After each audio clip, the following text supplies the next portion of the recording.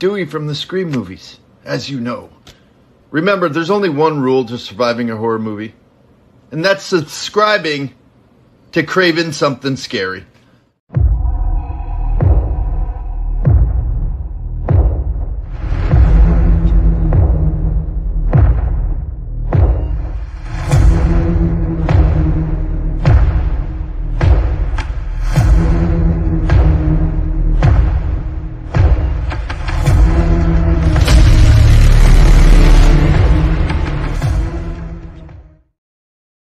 All right. Good evening, everyone.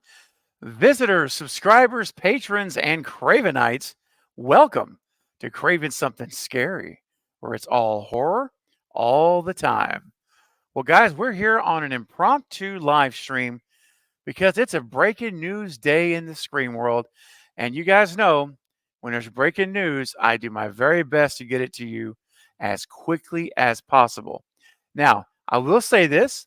I have a video out right now on the channel, and would love for you guys to all go and see it.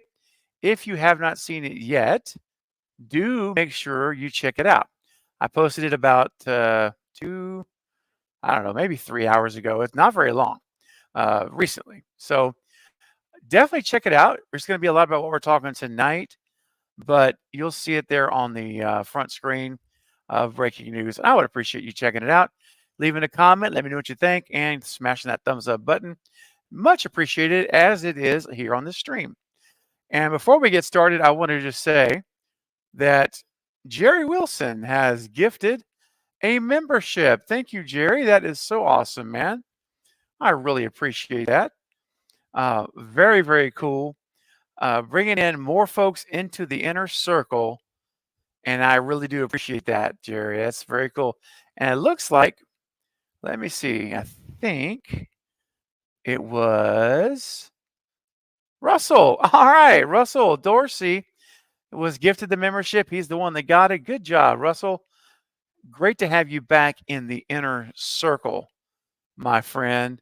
And thanks again, Jerry. That's awesome. All right.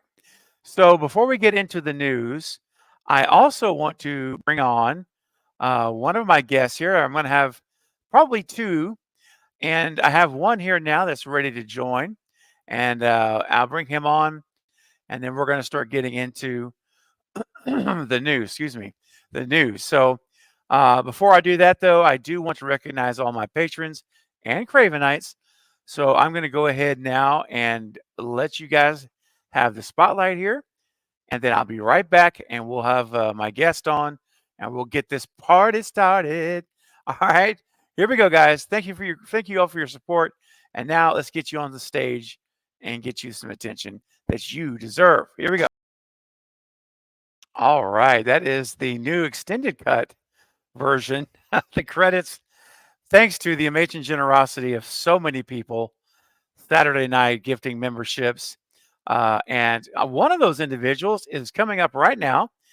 A great friend of mine, great friend of the channel. He is truly an OG, and so much talent is unbelievable. And most of all, he's a great, great guy in general, man. You know, he's just good people, as we say down in the South. Please welcome, my friends, the bearded one himself. That's right, Eric from the Bearded Entertainment. Hey, buddy.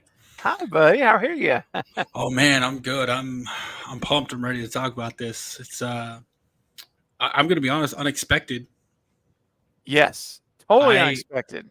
With while we're in the middle of two strikes, which I know we'll get into, I was not expecting any update like this. I thought getting a director announcement was like that was huge. That was all we're gonna get, but I mean, here we are. Here we are. Here we are.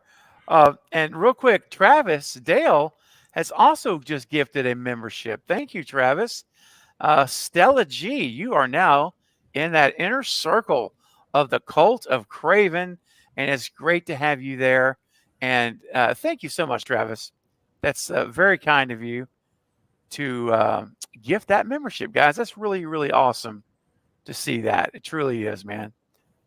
So back to what we're talking about here. We actually, I was in the middle of making. I'm probably 20 minutes in, or no, I think I was like 16 minutes in to a 30-minute video going over the differences on the Scream 3 new cut, the full An cut, assembly cut. the assembly cut. There you go. Thank you. I couldn't remember the name. And so it's a very thorough video, and I was like 16 minutes into editing it, and all of a sudden, I check my Instagram, and I hear Eric leaving me a voice message. He's like, "Man, there's something going on around Scream 7 right now," and I'm like, "Oh, Mo." So then I like start looking around, and I see, boom, and then the next individual who's knocking on the door, I'm about to bring him on because after Eric alerted me to it, this buddy of mine, individual, you're all going to know him. He actually sent me screenshots from Scream News and Production Weekly, and it got the ball rolling.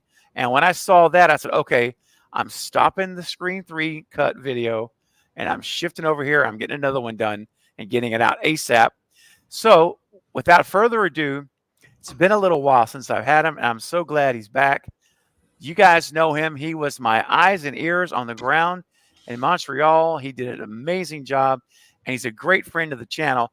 Please welcome the one and only Chris from where, Discover Montreal. Hey guys. Man. Hey, buddy. Long time no see.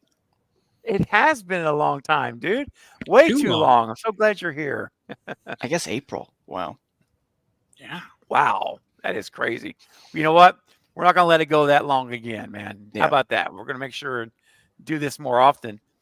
And when Chris sent me, Chris's first message was capital YES and like a flexing the muscles. And I'm like, oh, I gotta see what this is, man. I'm excited. And when I opened it up, I saw why he's excited, and I got me excited. I know Eric's excited. So let's just dive in. And before we get into, well, first of all, let me frame it this way.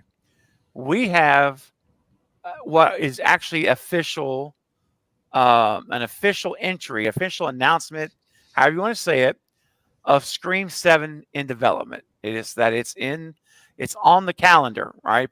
And it's from Production Weekly, which is the trade publication basically for the film industry. It is the authority, if you will. Like, if you want to know for sure, you go there. That's going to tell you what's going on. Extremely trustworthy source. And probably about what's that? And expensive. And expensive. I just want to throw that out there because it's like $75 a month, y'all, for this magazine. And wow. It's one article a week. Comes out every Friday. Dang. One article a week. So you're paying $75 for four new editions. Yeah. Oh my. Yeah. It's pretty crazy, but if you're in that industry, it makes sense to pay that because that's a tool. It does. Yeah.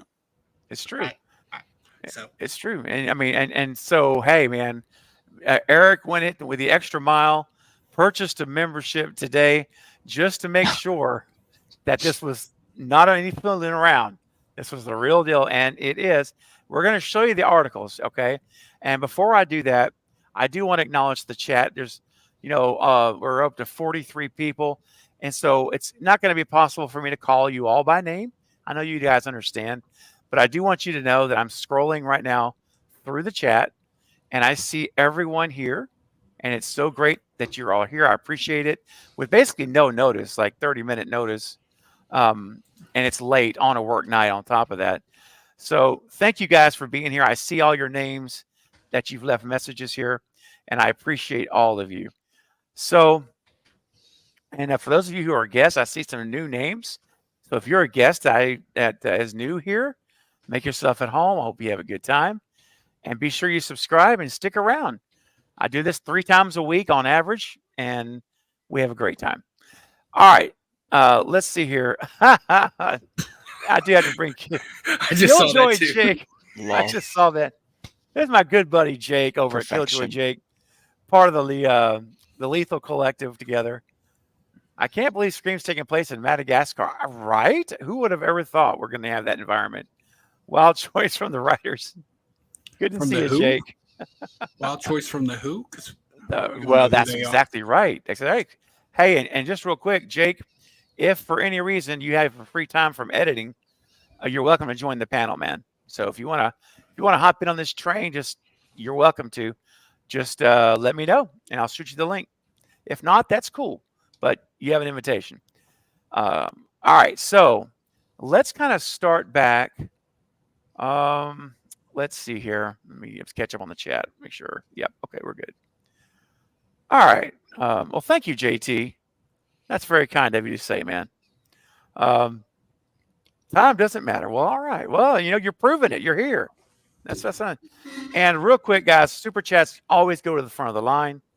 And so I do need to acknowledge the Orlando Slasher. Wow. $5 super chat. Thank you, man. Says Stu for Scream 7. Oh, yeah, baby.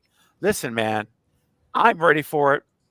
I know Chris over from Discover Montreal. He's not quite hot on this Stu train, but I think Chris, if it's done properly, right. Yes. then I'm gonna be all in. It has That's to make man. believers of the non-believers, and I've been seeing so many people who are like, I'm a diehard Scream fan, no Stu. So we got to convince them too in the moment, in the movie, True. Well, see, here's the thing. And we said this, I don't want to turn this into a Stu stream. I'm just going to say, right. Are they non-believers that it could happen, or they just don't want it to happen? Because from what I found, it's like half-half. Yeah. From what I found, a lot of them, they believe it could, they just don't want it to. There's that, and then there's those people that are like, I would argue stubborn about it, saying, no, he died. So no matter, even if it is good, even if they bring him back and it's the greatest reveal in the entire franchise somehow, they'll still be probably naysayers. It might convince a few, but they'll still be, it's the worst one.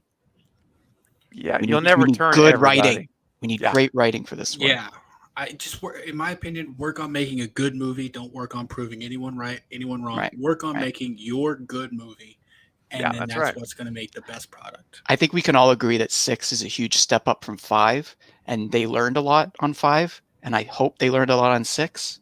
This is why Landon coming in kind of bothers me, because it's going to have a different tone no matter what, but maybe shooting it in the same place with the same crew, with the same cast, they can kind of make the flow go and then make the ending flawless. Because I know a lot of people have problems with the end of 6. So and let's get a good mystery. Good mystery with more characters, backstories that are unrevealed. Like I said, the biggest problem with 6 is Quinn immediately says, I have a dead brother.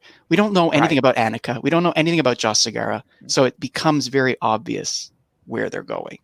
That's right. So, yep. And so for the Orlando Slasher, let me play you an appropriate clip, my friend. And let's get that Stu train rolling. Here we go. Hi, it's Nancy Ann Ritter, the girl in bathroom from Scream, and I am on the Stu train. Stu! Hello, listener. This is Mike Vaughn, and you're on the Stu train.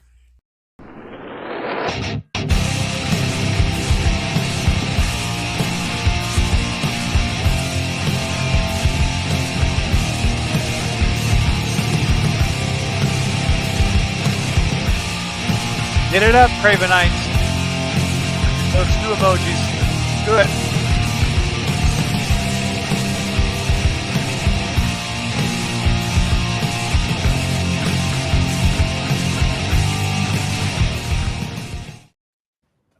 Oh, it's a thing of beauty in the chat. Look at that. Yeah. Look at this beautiful Stu emojis everywhere. I love it. Good job, guys. Orlando Slasher, thanks for your super chat. Really, I appreciate it. Helps out the channel a great deal. And I am with you, my friend. Now, here's an interesting confession.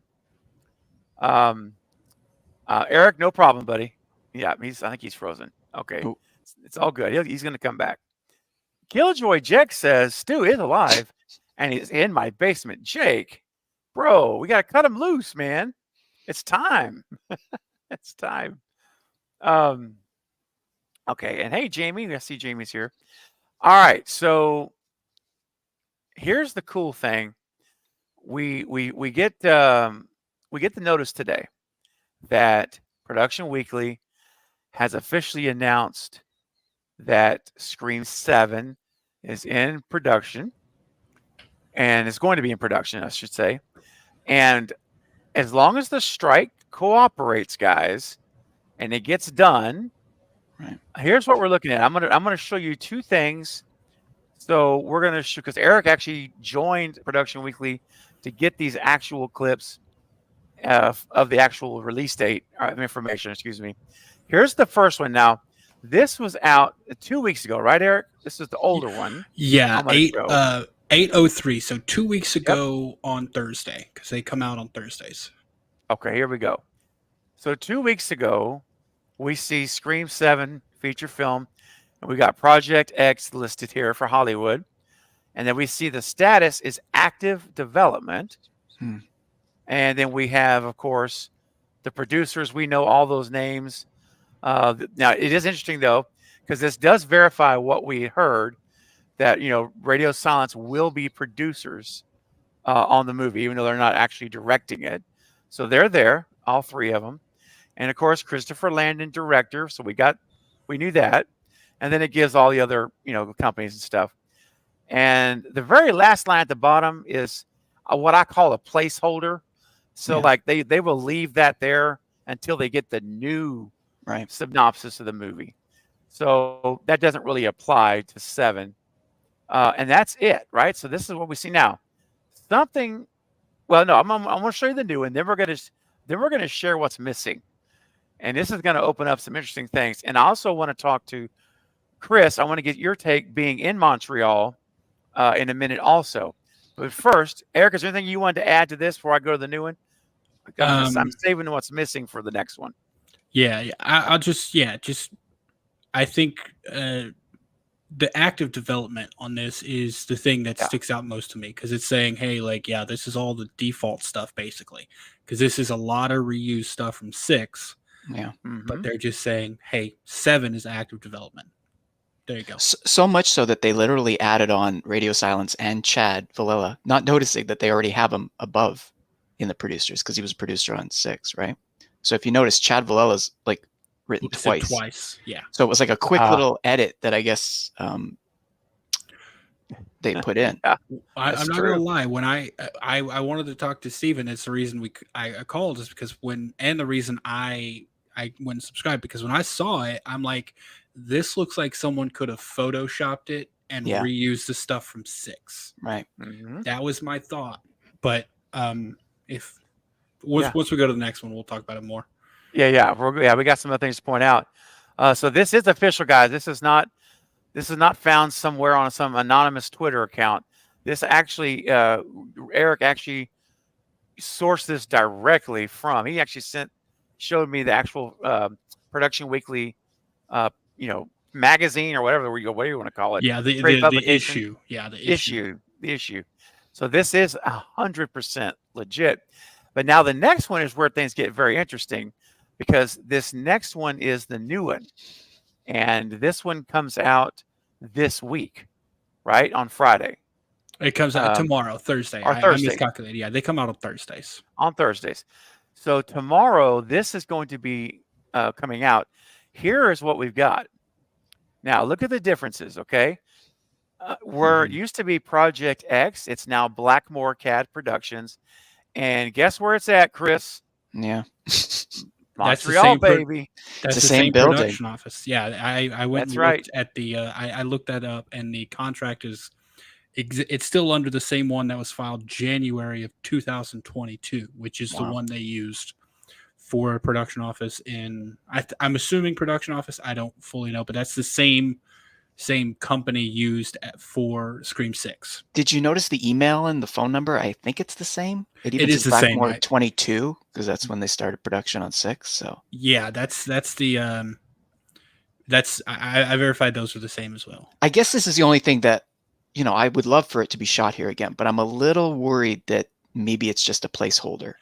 So Steven, I don't want to jump on your toes, because we discussed that before Chris got on, but if you want to take it, or your choice. Yeah, what do you guys think? Yeah, well, I mean, so looking back at when that thing was reserved, and my thought is, especially now that we have, because remember before we didn't have look below Blackmore. We've got status, right?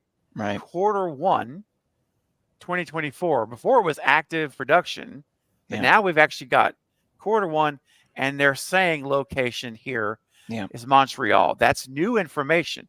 Because remember, see, look, before it was just active development, but they have actually changed it to now say Q1 Montreal. And this is tiny, but when 6 was leaked this way, it said location Montreal. That was it. Now it says QC, which means they've added in the province. That's an actual edit. So it could be. And this is one of the things you and I talked about, Stephen, before they started shooting 6, during and after. I said a lot of franchises, once they come here, they tend to come back. John Wick, X-Men did 3 in a row. They tend to work with good crews, and then they say, okay, we're going to save money. It's Canadian dollar exchange. Let's just come back and just do it. We'll punch them out. And I think one of the things with Paramount not waiting around for radio silence because they're so busy is the Hollywood, let's just make money. So let's go back to Montreal. Maybe we'll bring it up to 40 million US, which will get us 55 million in a budget for Canada. We already know the crew. Maybe we'll get Max back and Michelle. The production design on 6 is stellar, you know? Yes, it is. I could see it. But again, we got to talk about shooting in Q1 in Montreal. It hits minus 30. It's going to be freezing. So I don't know. And that doesn't matter if you're talking Fahrenheit or Celsius, right? It's almost the same. So I think it's going to be a lot of inside sets with Mel's. Maybe a few like McGill, Blackmore University, little shots out on campus. Maybe start in New York, and now it's Christmas holidays. Now let's go up to this Catskills, the mountains. Let's go into a beautiful setting. We got mountains around here to film. That could be cool. It could be. Yeah. It's just hard to film in winter. Every filmmaker will tell you it's brutal. I think since it was added, because here's the thing: if they could have just copied, they could have just copied what they had from last time. Yeah. If Montreal wasn't added, so that's 6. I made sure to add that in there. Excellent. And just to, I'd like to point something out. I forget who it was in the comments about blurring out phone numbers. I always personally do, just because. But even if you don't, I will say this thing is open for anyone. Public.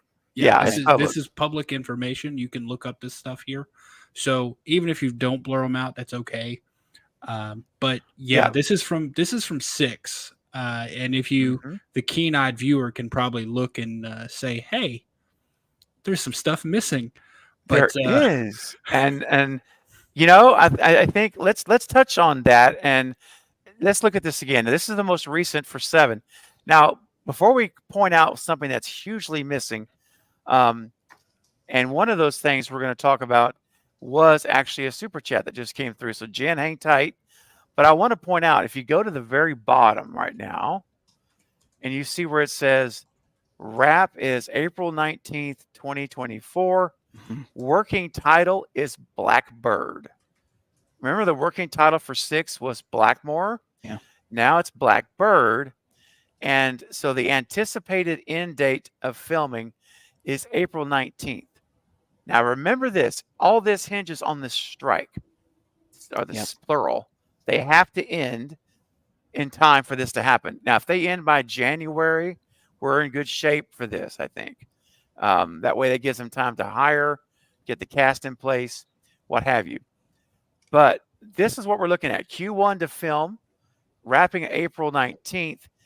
And if you do the math, Eric and I were chatting about this a little earlier, and if you do the math on this, guys, this is getting us to, Chris, guess when the release date is? Around the big one, around Halloween. October. Perfect. We can have our October release.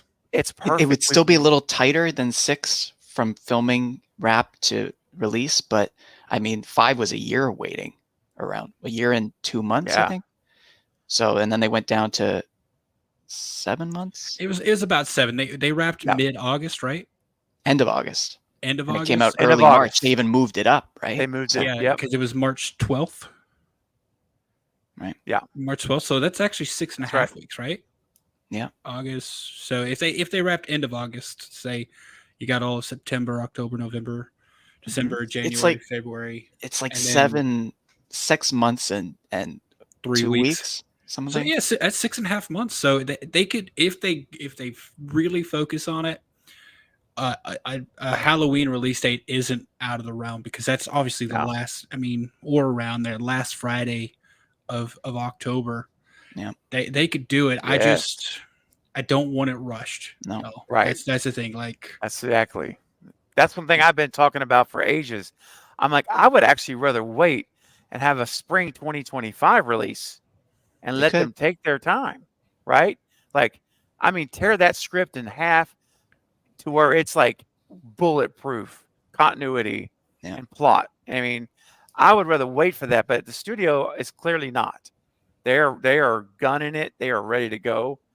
Now, this does bring us to something very interesting that we need to point out here. So when we look at 6, we see we have, of course, the status of the producers, the director there. That's on point. Now, of course, they have cast. We don't have that yet because it's a strike.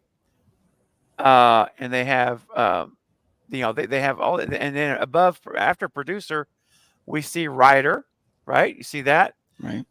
James Vanderbilt, Guy Busick. Now, here's the interesting thing.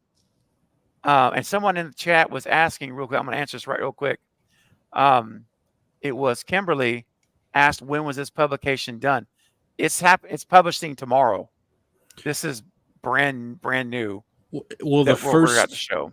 the first announcement, like the first Right. entry was 2 weeks ago, so it was well within Yes. the writer's strike. Oh yeah, yeah. This And is I all don't current. know. I don't know if you looked at the rest of the ones I sent you, Stephen, but some of them actually say like dependent on the strike. Some of the other entries Mhm. do reference saying like, kind of like saying, okay, if the strike is over by this time, it'll happen. But this one doesn't seem to reference the strike. No, But didn't we doesn't. also kind of get confirmation by a few sources that the script was done before, The like in first April? draft. The first draft. Yeah, Well, first here's the draft thing. was done. Okay. I consider that too. But if that's the case, why aren't the writers listed? Yeah. Well, I was about to mention that. Oh, I'm sorry. Oh, we Well, didn't let's get get out there of the yet. I'm bag. so sorry. That's okay. I'm sorry. We were just. Oh, that's my bad. My bad. It's all right, buddy. No big deal. It's all good. So when we look at the producers here, we see, the usual suspects we would expect to see, but there is a name missing. And Jen brought the question up in a $2 super chat. Thank you, Jen. She says, why is Courtney not listed? That is a very interesting It observation. makes sense though. Remember, she was only announced as a producer, 3 weeks before 6 came out? It was way, way late. Yeah. So, like, they had wrapped filming for months. So, I think if you put True. Courtney in there, then everyone goes, hey, she's back. We don't want to She's announce back. that yet. It could be. Yeah, Could be. But if and we're you in New look at the York- 6, if you look at the 6, the one for 6, she's Yeah. not actually listed there as No. a producer either. So I don't think it's she wasn't listed there. So I don't think it's anything To be crazy. worried about her. Yeah. Honestly, at this point, I'm just saying it doesn't mean they're not going to be attached. It just Mhm. means they're not attached yet. Yet. Exactly. And honestly, man, as far as, acting goes too, no one can be attached now. So it's going to be like this for a while. Yeah. But here's the thing, and Eric just touched on it. But what is missing here is after we see producer, it goes straight to director. There are no writers mentioned. Yeah.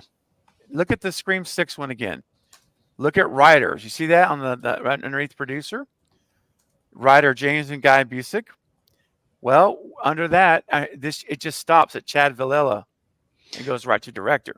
Although it said the other one was April. I think it was released April, and they started filming June 10th. So that's 2 months.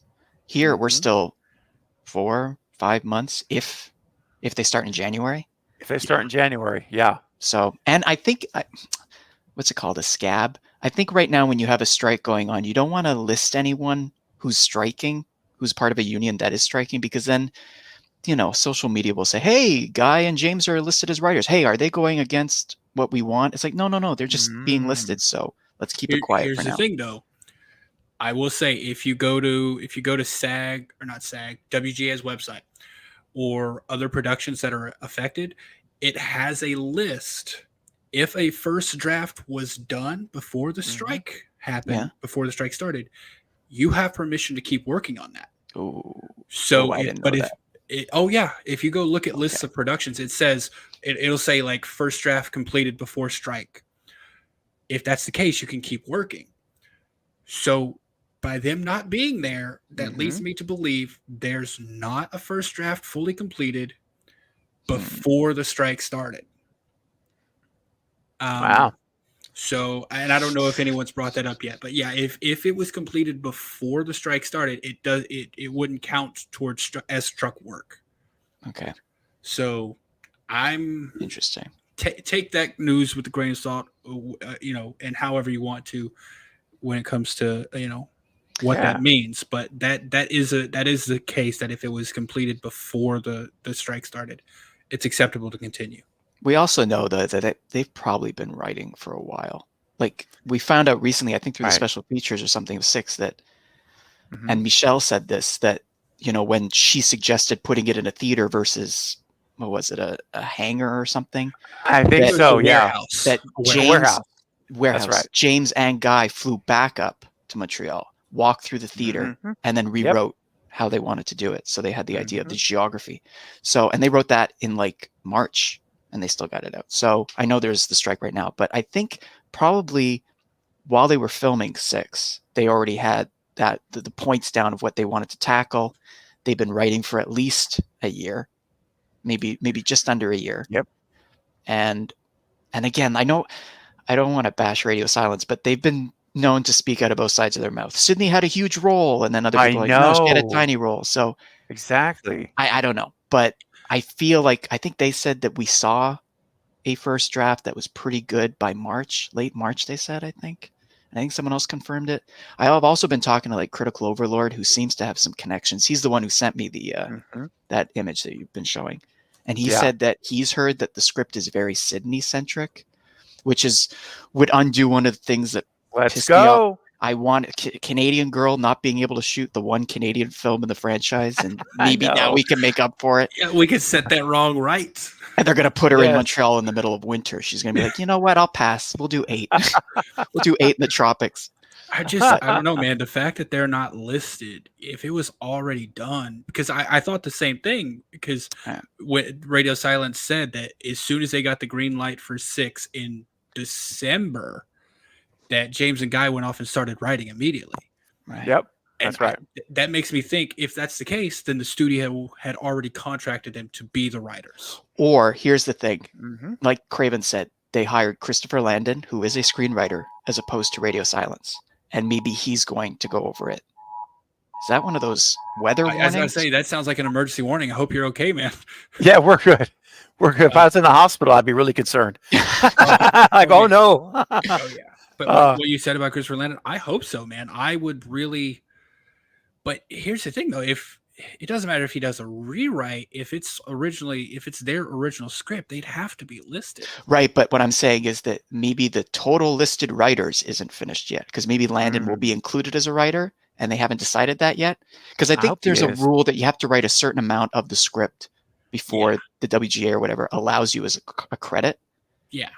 So there's a lot of films I've followed over the last few years where like Ridley Scott did a rewrite of one film, and he was pissed that he didn't get credited because he wrote not enough, so he wasn't listed under screenplay. So maybe Landon, and they're like, you know what? We don't need to release that yet. Even though, do we have like Eric, are we thinking that maybe someone else is taking over this script? I think it's possible. It's possible because they're putting it out there. Both James and Guy have other projects that they're working on, or they're not working right now, obviously, because of the strike, but they have other projects in development that they will jump onto when the strike is over. Now, it could be something, I don't want to tie this completely to Scream 3, but maybe it's a Scream 3 situation where Kevin Williamson wrote the original treatment or original draft, but then it couldn't be used for one reason or another.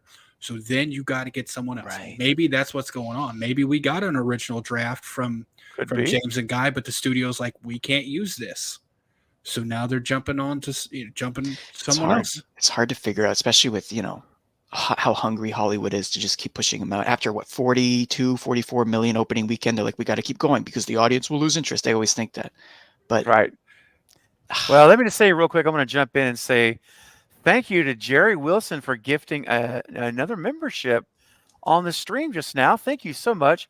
Dustin Kimball, you are in the inner circle, my friend, of the Cult of Craven. Enjoy the benefits of being a Cravenite, and you'll be getting an invitation to our members-only watch party of the original Candyman coming up in about a week. So great to have you in the inner circle. And Jerry, thank you for your generosity. Here's my take on this, guys, is that I've always said that I wanted James and Guy to return only because they wrote 5 and 6. They put these Stu breadcrumbs in the movie and clues. I've done videos on them showing you what I feel are these clues. And I would like to see them and have one just in the Carpenter sisters story. Now, you know, I do also agree, though, that if you look how 6 ended, it is a very nice bow on the package because everyone lived with a happy ending. The Carpenter sisters walk off down the, she drops the mask like she's leaving it behind. If she hadn't, it would be a different ending. If she hadn't, put that in with her and just walked away. Oh yeah, you'd have to bring it. You'd have. I still think they're coming back. I do too. I do too, honestly. But I'm just saying the reason I say this is that if we get new writers like Christopher Landon, obviously can write, and if they say, you know what, we're going to bring in another writer or two or whatever, but Christopher's going to co-write, he's going to have a voice because I think Radio Silence were like tacticians. They took the script they were given and they executed what was on the page. Yeah, and that's it. And I saw a lot of people saying the opposite, that like they were criticizing Radio Silence for decisions within the film. And I'm like, that's a script. No, that's a script thing. That's like, right. They are just doing what it said, So that's all they did. And they made a point to say is that they are completely separate from Guy and James. They don't even know what they're writing. Like they're completely uninvolved with it. But Christopher, guys, is not. I don't believe he's going to be that way. No, he's a gifted writer. He's been around a long time, and I think that if you're smart, if you're a studio, you're going to say, why am I going to shut that part of his talent off? No, when he can contribute to this movie. That's actually kind of exciting because one of the things I told you, when I found out that Guy and James were not even in Montreal during filming, not a single day. And I was telling Steven, I'm like, you have to have, every film ever usually has their screenwriter around, at least for a few days, to be like, this isn't working. We need to fix it. Which is why Scream 3 with Aaron Kruger had Wes, because he was a writer. And he didn't get credit on the screenplay, but he helped tweak it. And that's what's exciting about Landon taking over, is that he can tweak things in the moment when he sees an opportunity. I didn't feel like Radio Silence were able to do that because it's just not their thing. Well, and they're young filmmakers. If you think about it, this Scream 5 was their only second major motion picture. How many has Landon made? Oh, he's made a lot, and he's written more as well. So like 5 or more than 10. He's done. Oh no, he's done like 3, 6. Oh wow. He's probably closer to at least 10. So he's got a little more experience, I guess, on that. Yeah, he does, and written a ton. I also have so many questions that we could probably go off on. Like, if Stu is coming back, I feel like. I mean, it could go either way. Radio Silence would be like, no, we're going to Paramount, make it work. We want to do this. We want to be the ones to bring him back. Or they're saying, yeah, let Christopher Landon do it, because if people hate it, then we're not going to get any shit, Oh, yeah. I think which personally, personally, I feel that if Radio Silence steps away now, I think they definitely improved on some stuff for 6, so they can say they went out making the best Scream movie they've made. Yeah. Yeah. And I do think I agree with what Steven said. I do think it's actually a great ending for the Carpenter sisters if they wanted to. So if they wanted to go, but here's the thing with the comedy that is known in Christopher Landon's movies. Do you know whose personality would fit really well into that comedy? That kind? Stu Macher's personality. Like he fits so perfectly into that like kind of kooky comedy that comes into his movie. So I'm totally on board for him doing it. And honestly, it could go anywhere.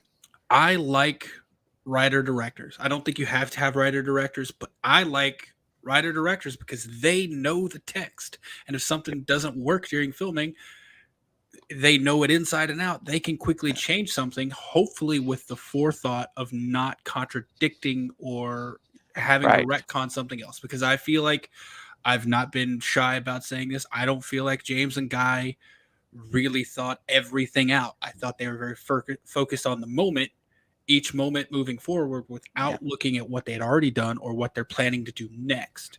Mm-hmm. And I think if you get someone who's a writer director, well, while they're filming, they won't miss those things, because Radio Silence probably didn't think about it. They're like, hey, we've got this text. Let's film it. They didn't say, they didn't hear this line coming from Gail and be like, wait a minute, that conflicts with what this happened. They didn't think about that because they assumed once they got it, it's good to go. The nooks and crannies are where James and Guy fall a little down. But I'm still very, like, I did not like 5, but I'm still very impressed with the level of detail they upped in 6. Meanwhile, as Scream fans, we know, wait a minute, there's too many little things that they didn't connect that, that go against this or that, and how 5, rewrote the Stab franchise and stuff like that. So yeah, maybe Landon is I don't know how much of a Scream fan he is. Mm-hmm. Maybe he can, like, those are the little moments on the day of shooting that they go tweak, and he's suddenly turning a pretty great script into something that Scream fans are going to just, absolutely love. I think I prefer, I do like 6 more. I want to say this because, and you've mentioned this twice now, Chris, that you think 6 was better. I think 6 did some things better. I think the character development in 6 miles ahead of what was done in 5. Yeah. But I think it's expected, right? Because in 5, you're introducing all these characters. Now you get to expand on it. But I think some of the detail-oriented stuff was better in 5 than it is in 6. I think they swapped. I think there was some, like, things that were better in 5, but no good character development. And then when it comes to 6, they listened. They're like, we got to do some character developments, and they focus on that so much that they ignored some of the continuity issues and stuff like that. But I also think 6, I mean, we could list it up, but 6 did so many, like, maybe not story wise, but actual visual, it's list. Again, if you want to say that the motive is better in 5, I kind of agree, but it's not a mystery. We know who it was. So, like, the mystery, they just need to knock the mystery out of the park. And that's why if you bring Stu back, it's going to be like, the point of these films is that it's someone in the group.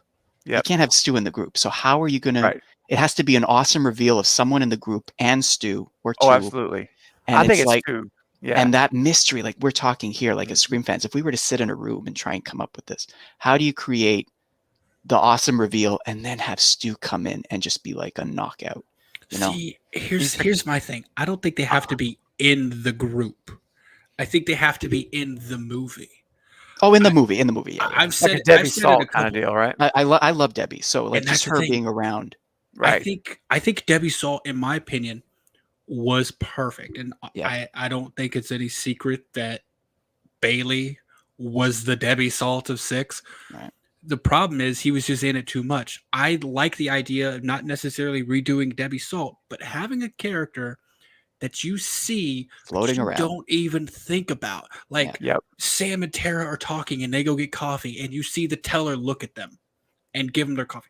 You don't think anything about that teller, but all of a sudden they're at the movies and that person's standing in line.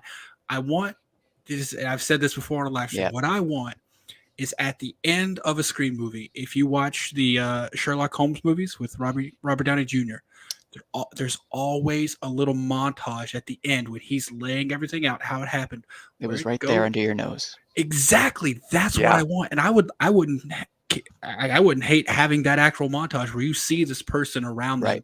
I do love that. But do that. Like, they That's don't why have I to be Debbie. Part of the friend. Exactly. They don't have to be part of the friend group. They just got to be in the movie enough to where you could suspect them, but why would you? He put a 3-time Emmy Award winner who had just come off her 3rd Emmy win in the film. Why is Laurie Metcalf this awesome Broadway and TV star in this film? And I don't know. I didn't see it coming. I don't think most of us did. No. And then the reveal is still up. People are watching Scream 2 on YouTube, last week for the first time, and they're saying, what? And then the second, Billy's mother, it's just like, oh, I saw some people clapping while watching it, like the 1-2 punch, yes, someone just in the background saying a few lines, teasing Gale or whatever, and then boom.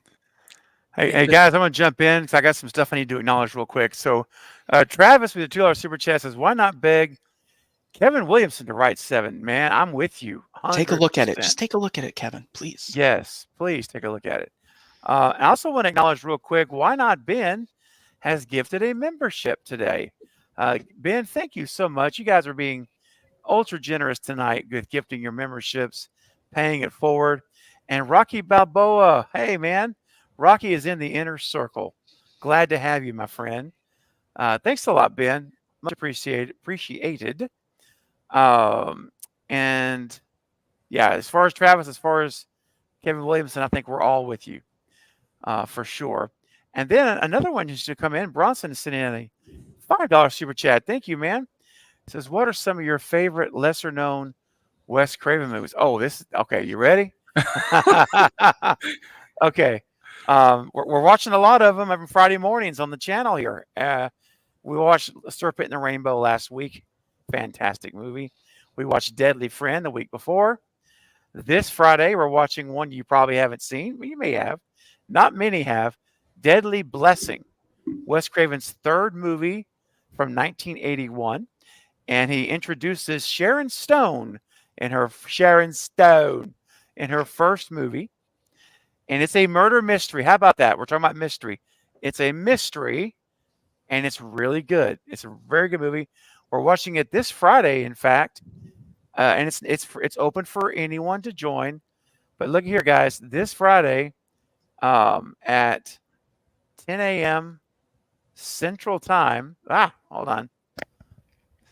Now, there we go. This Friday, a couple days from now, at 10 a.m. on Friday morning, we're watching Deadly Blessing here on the channel. So that, Bronson, that's one I highly recommend as a lesser known. And then I'm going to also let the panel answer because I know you guys there's some others I could say, but Eric, I'm going to start with you. What would you give another maybe one or two at the most lesser known Craven movies or underrated? I was about to say, I'm not going to say lesser known because I think you listed good ones. I'll give one lesser known, one underrated. Shocker. A little bit lesser known, but very underrated. But I always come back to this one. But Cursed is very underrated in my opinion. So I go with those two. Check out Shocker and check out Cursed. Yeah, Chris, how about you, man? Are there any Wes Craven movies that you come to mind, or is that I need to watch more Wes Craven movies? Fair enough, man. I'll get you on some of these watch panels, watch parties. That'd be fun. But yeah, so there you go, Bronson. There's 4 or 5 movies to put on your list if you haven't seen them yet. Definitely check them out, and they're all available to stream, which is nice. So, all right, and I'm gonna play a super chat clip because I've had a couple of super chats. I haven't done a clip yet. So let's see here. What's a good clip, man? What's some good stuff here? How about?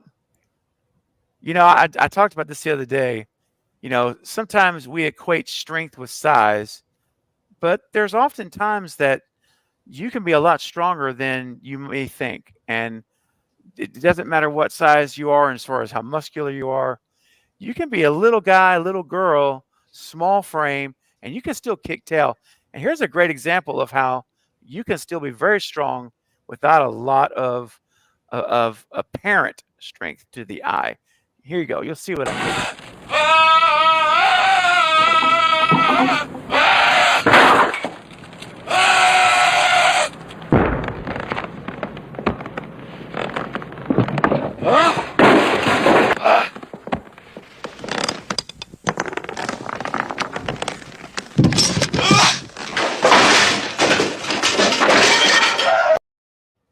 Dude. Good bro.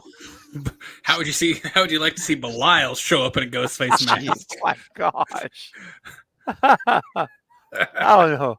And hey, we got a couple more super chats here real quick. Ben with a $2 super chat. Thank you, man. Says, hello, Chris. Hello, Chris. Hello, Eric. Looking good. Stay blessed. All right. Thank you, Ben.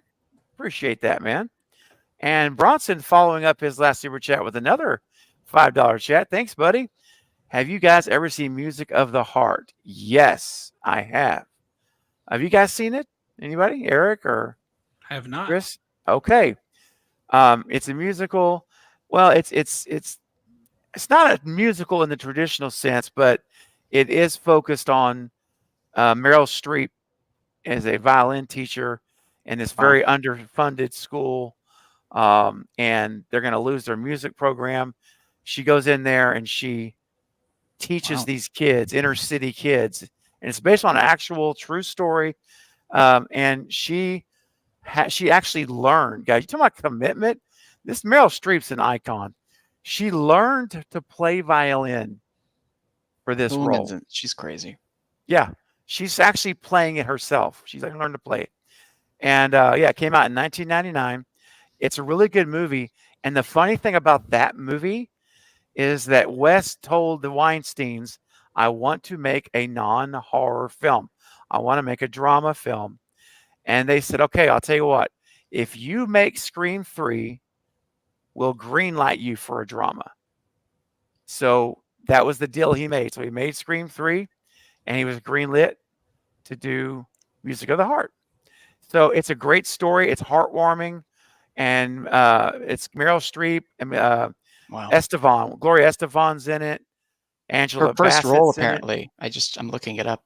Oh, you check? Okay, there you go. His Yeah. only ever non-horror film. Roger Ebert gave it 3 out of 4. Yep.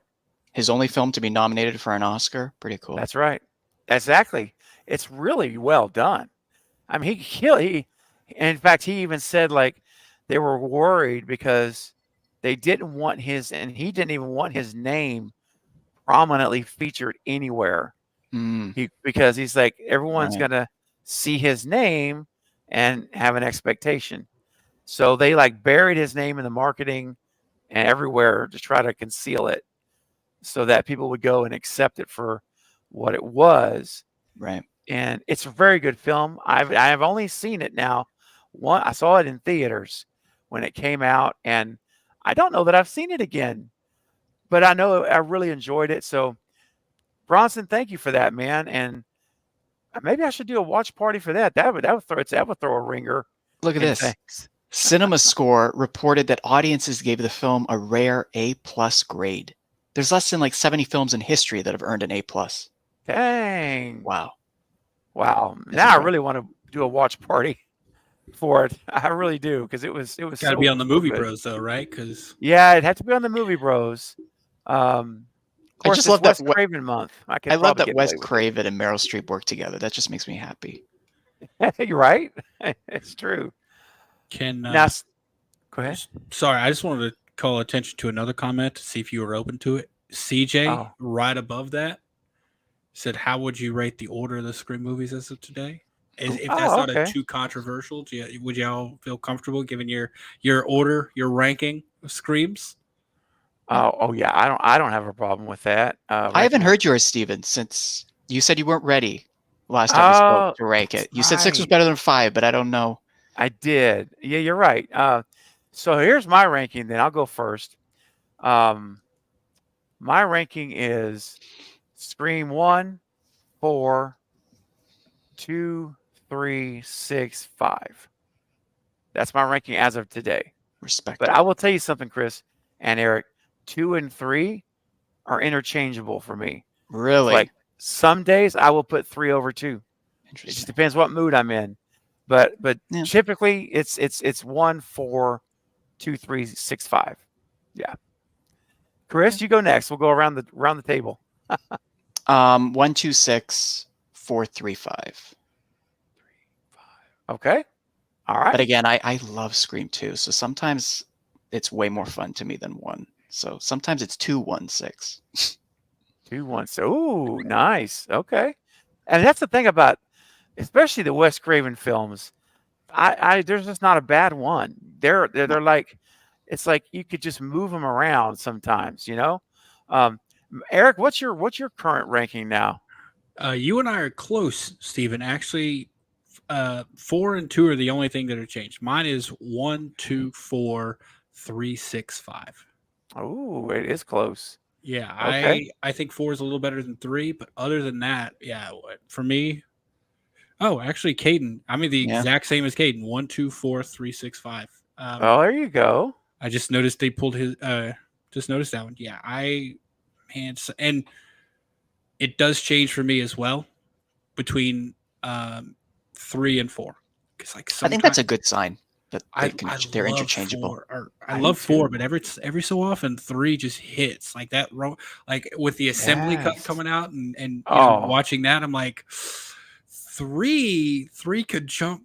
But there was clearly a better movie there with 3, and I don't know if we got the best version. I still remember 2000. People walked out of that going meh, and somehow it's slowly changed over time. And I don't know. I don't love Roman, and I don't like the third act. I love Roman. all in that same room, and I think the only thing I love is Sydney just telling, I'm tired of your I'm tired of these drama queens. That's awesome. But That was amazing. But now I haven't seen this cut now, but I'm seeing these moments coming out, these clips now. Mhm. And I'm like, I think there's a clearly better film there that's on the cutting room floor, Oh, there had to be with all the Weinstein drama and how they got Yeah. involved.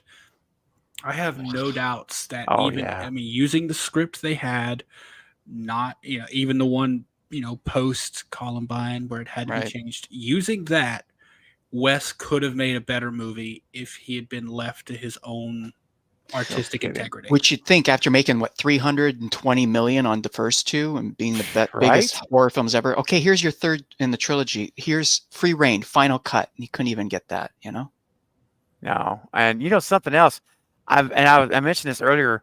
I'm about halfway, just a little more than halfway done. I watched the assembly cut of 3 and was taking notes and grabbing screenshots throughout the movie.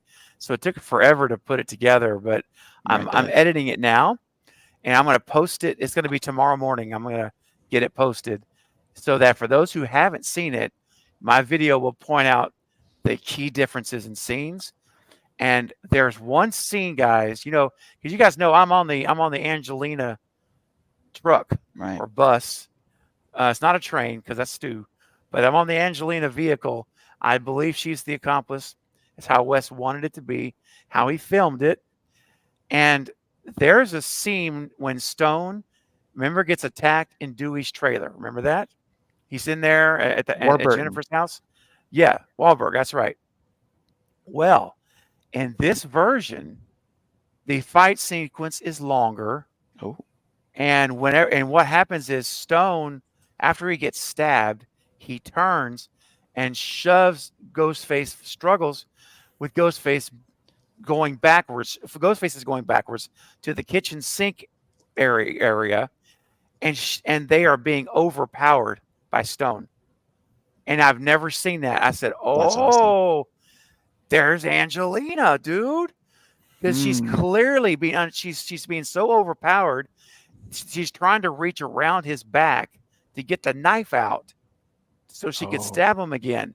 And she can't even get behind there to get the knife out because he's pushing her down. Well, Patrick Warburton is huge too, though, and he was supposed to be a bodyguard. It could be Roman. I mean, it could be. I like that there's actual fight though. That scene ends really quick. Struggle. Oh yeah, normally in the movie it's very fast. Well, in this case, pan right down. Yeah, right. Well, and that happens still. Doesn't he push him against the sink, and then that's where he grabs the thing? He grabs the he pushes against the sink, tries to reach that to get the knife, and he can't. So Ghostface basically shoves Patrick Wahlberg backwards, and he hits the wall, shoving the knife all the way in his back now. That's not in the theater version. Okay. And then Ghostface grabs the pan and whoom, hits him. Wahlberg goes down, bam, hits him again, and then exits the trailer. It's a much better. And the other thing too, every fight scene, with the exception of the finale, I'm basically giving away my whole video, but no, not really. But watch tomorrow for the details. But I noticed that the scene with Sarah Darling was much more intense in the assembly cut. There's a scene because in the theatrical cut, she gets stabbed in the back, shoved through the glass thing. Okay, her. And that's it. That's right. In this version, he stabs her, shoves her through the glass, and then, stabs her first, and then grabs her, and he's struggling with him, this actual fight, he's behind her, and you hear like he's, I think he's shoving it in more, or stabbing her more, and then she goes through the glass. But it's a much more intense fight sequence. That must have killed him to have to edit it out. He had to take it down. He had to tone it down. Well, I'm wondering if that was only the Weinsteins or if the MPAA was also. Yeah, were they extra sensitive after Columbine? They might have been. You got to. I mean, I'm not going to try to justify anything the Weinsteins did in terms of you know, being producers or whatever, but I'm just saying it's also possible that it wasn't just them. Right. Well, that's true. I mean, the temperament was very sensitive in that at that time, and it was less than a year, right? Yeah, it was February 2000, and that was April '99. Oof. Yeah, it was very, very recent. Like it was close. I'm one of those believers that you don't touch a filmmaker's films, especially after they're dead. But it's like I think there's a great, more intense scene there, film there that could be put together, but it's like sacrilege to touch it. Yeah, so. You need to watch it, man. I'm telling you, I'm gonna watch your video. Yeah, I'll break it down in full detail. I'll show you screenshots. You'll see what I'm talking about. But anyway, let's get back to what's going on here. Ben with the $5 super chat. Can't have a bona fide Halloween without Jamie Lee. Let's quote Amber. Dewey had to die to make it real. I mean, I get Stu having to kill him. But yeah. Eric, where's my painting? Well, now, listen, hang on. Before Eric says anything, I should have announced this on Saturday. And I did not. So I'm taking this one on the chin because what I meant to say Saturday, and it slipped my mind in all the excitement, but Eric will fulfill the prize orders in 30 to 45 days. They'll all be fulfilled. But he's got a lot going on. So, Eric, I know I wanted to just jump in before you commented because I want to make sure everyone expects the proper expectation. I'm just wondering why not? I'm assuming that's why not? I just looked over and see why not Ben just saying my name with exclamation points over and over. I assume this is why. Which one was yours? Why not Ben? I'm assuming this is from Saturday. So we're assuming that's the case. I'm assuming that's, if that's not the case, I'm a little confused on it. But if it's part of Saturday's, they're in the works of being shipped right now. But if it's not Saturday, because I'm going to be honest, I don't remember him winning on Saturday. Yeah. So Ben, I tell you what, I'm at a loss too, Eric. Honestly, that night there was like 13 of them though, so there was a lot. It definitely could have escaped me. Right. So Ben, listen, man, if you won on Saturday or you won and you did not receive something yet, whatever, just message Eric. He's on Instagram. And Eric, what's the best way for him to reach you on your Instagram? Just direct message, just bearded _ entertainment _ YouTube. Y'all, if I don't answer immediately, give me some time. I will answer. Yeah. We're gonna be honest. What's going on? Yeah, I got a whole life to going on, whole job and all that jazz. Sure. I mean, I promise y'all gonna get your stuff. Oh yeah.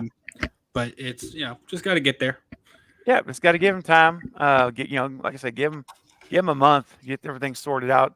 You may get it sooner, but yeah, that's fair. I know Two Boys has already got one of theirs. There's several people in the chat who got their stuff before, so it'll get there. Just give me a minute.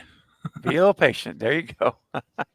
Well, guys, it is Wes Craven month, and here on the channel, he born on August 2nd, passed August 30th.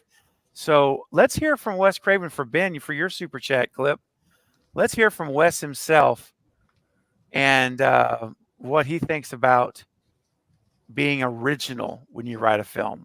Here we go. Well, one of the things about your films is that it's not just about the jumps. It's both anticipated and unanticipated. You have to kind of walk that line of meeting expectations of the audience and exceeding them and taking them in unexpected areas. Well, that's what they're paying their money for. They don't want to see you warmed over something else. Right. And I often tell young writers, ask yourself 2 questions. Have you seen it before? If you have, don't write it. It's been done. Because half the writers, and I'm sure you know this too, they come to you and say, well, it's sort of like Scream meets, Halloween. Yeah. Don't even bother. We've been there. So on the double bill. If you can tell yourself, I haven't seen it before, and then maybe you haven't seen it because it's such a stupid idea, so you have to ask yourself the second question, would I go see it? Would I go out of my way to go see it? It's respecting the audience enough to say, if I'm going to ask them for money, I'm going to have to give them something new. And that sometimes is hard more at the studio level than at the audience level. Well, because it's counteractive to what they want. They want to feed the familiar because they know how to sell the familiar. Exactly. Yeah, that's why Nightmare on Elm Street script went around town for 3 years before it found backing. Does it fill you with glee when you're in a theater and scaring the shit out of an audience? Well, I feel like I'm really doing my job. There is certainly a satisfaction in it because, part of it is a kind of a contest of brains, You have to talk about what's relevant, but you also have to surprise them. You have to do it in a way that they can't predict. And so there's kind of a contest of minds there. Mm-hmm. And the horror audience, as you know, is very canny, very smart, and they've seen a lot of horror. So to make them jump, you really have to be on your game, right? And you really have to respect your audience. You have to know these kids are damn smart,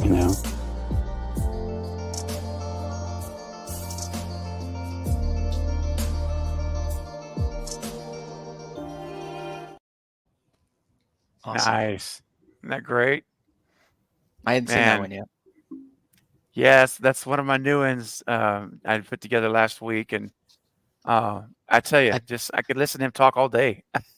James and Guy should have seen it. Well, if you've seen it before, don't do it again. Okay, we're going to have a killer parent. I know. And we're going to like, have oh. the accomplice say the exact same. I heard this really cool line.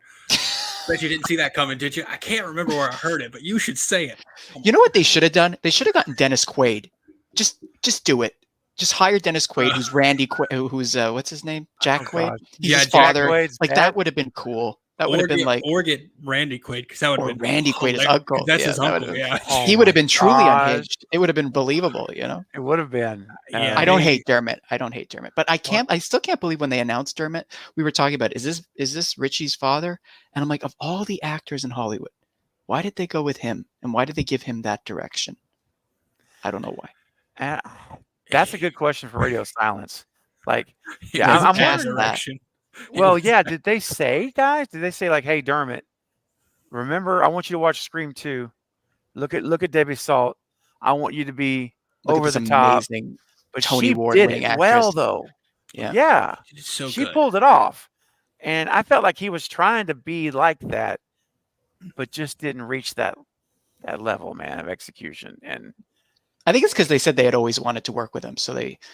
Yeah, it could be. And I don't think that's healthy when you do that. When you move someone in because I've always wanted to work with them. It's like, yeah, but are they right for this exact role? Yeah, are they right for the part? And Henry Zerny should have been him, and Dermot Mulroney be the therapist. Dude, Henry Zerny would have killed. He would have, as they say, chewed the scenery. Oh, dude, he would have been so good. I think we keep talking about Debbie Salt because I think Bailey was an obvious stand-in for her.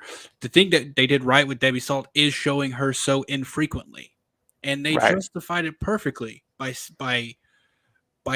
saying, okay, well, Sydney would have recognized her if she had seen her, and Gail didn't recognize her because she had some plastic surgery done. Mm-hmm. There's a reason she wasn't in the movie that much. Perfectly explained. She is there though. People undercount how much she's actually there. Oh yeah, it's true. But one of the main complaints is, well, she wasn't in the movie enough. So then they try to do the same thing with Dermot or with Bailey, but I'm like, he's in the movie too much. You have to have figured this thing out. Like, well, just think about like after she introduces herself to Gail and Gail tells her off, and then Gail tries to get Arquette, the father there, the cop. He's doing the press conference. Yeah, in the early movie, and you have Laurie Metcalf, who's now just been introduced, standing behind her and giving Gail the evil eye. You don't notice that the first time.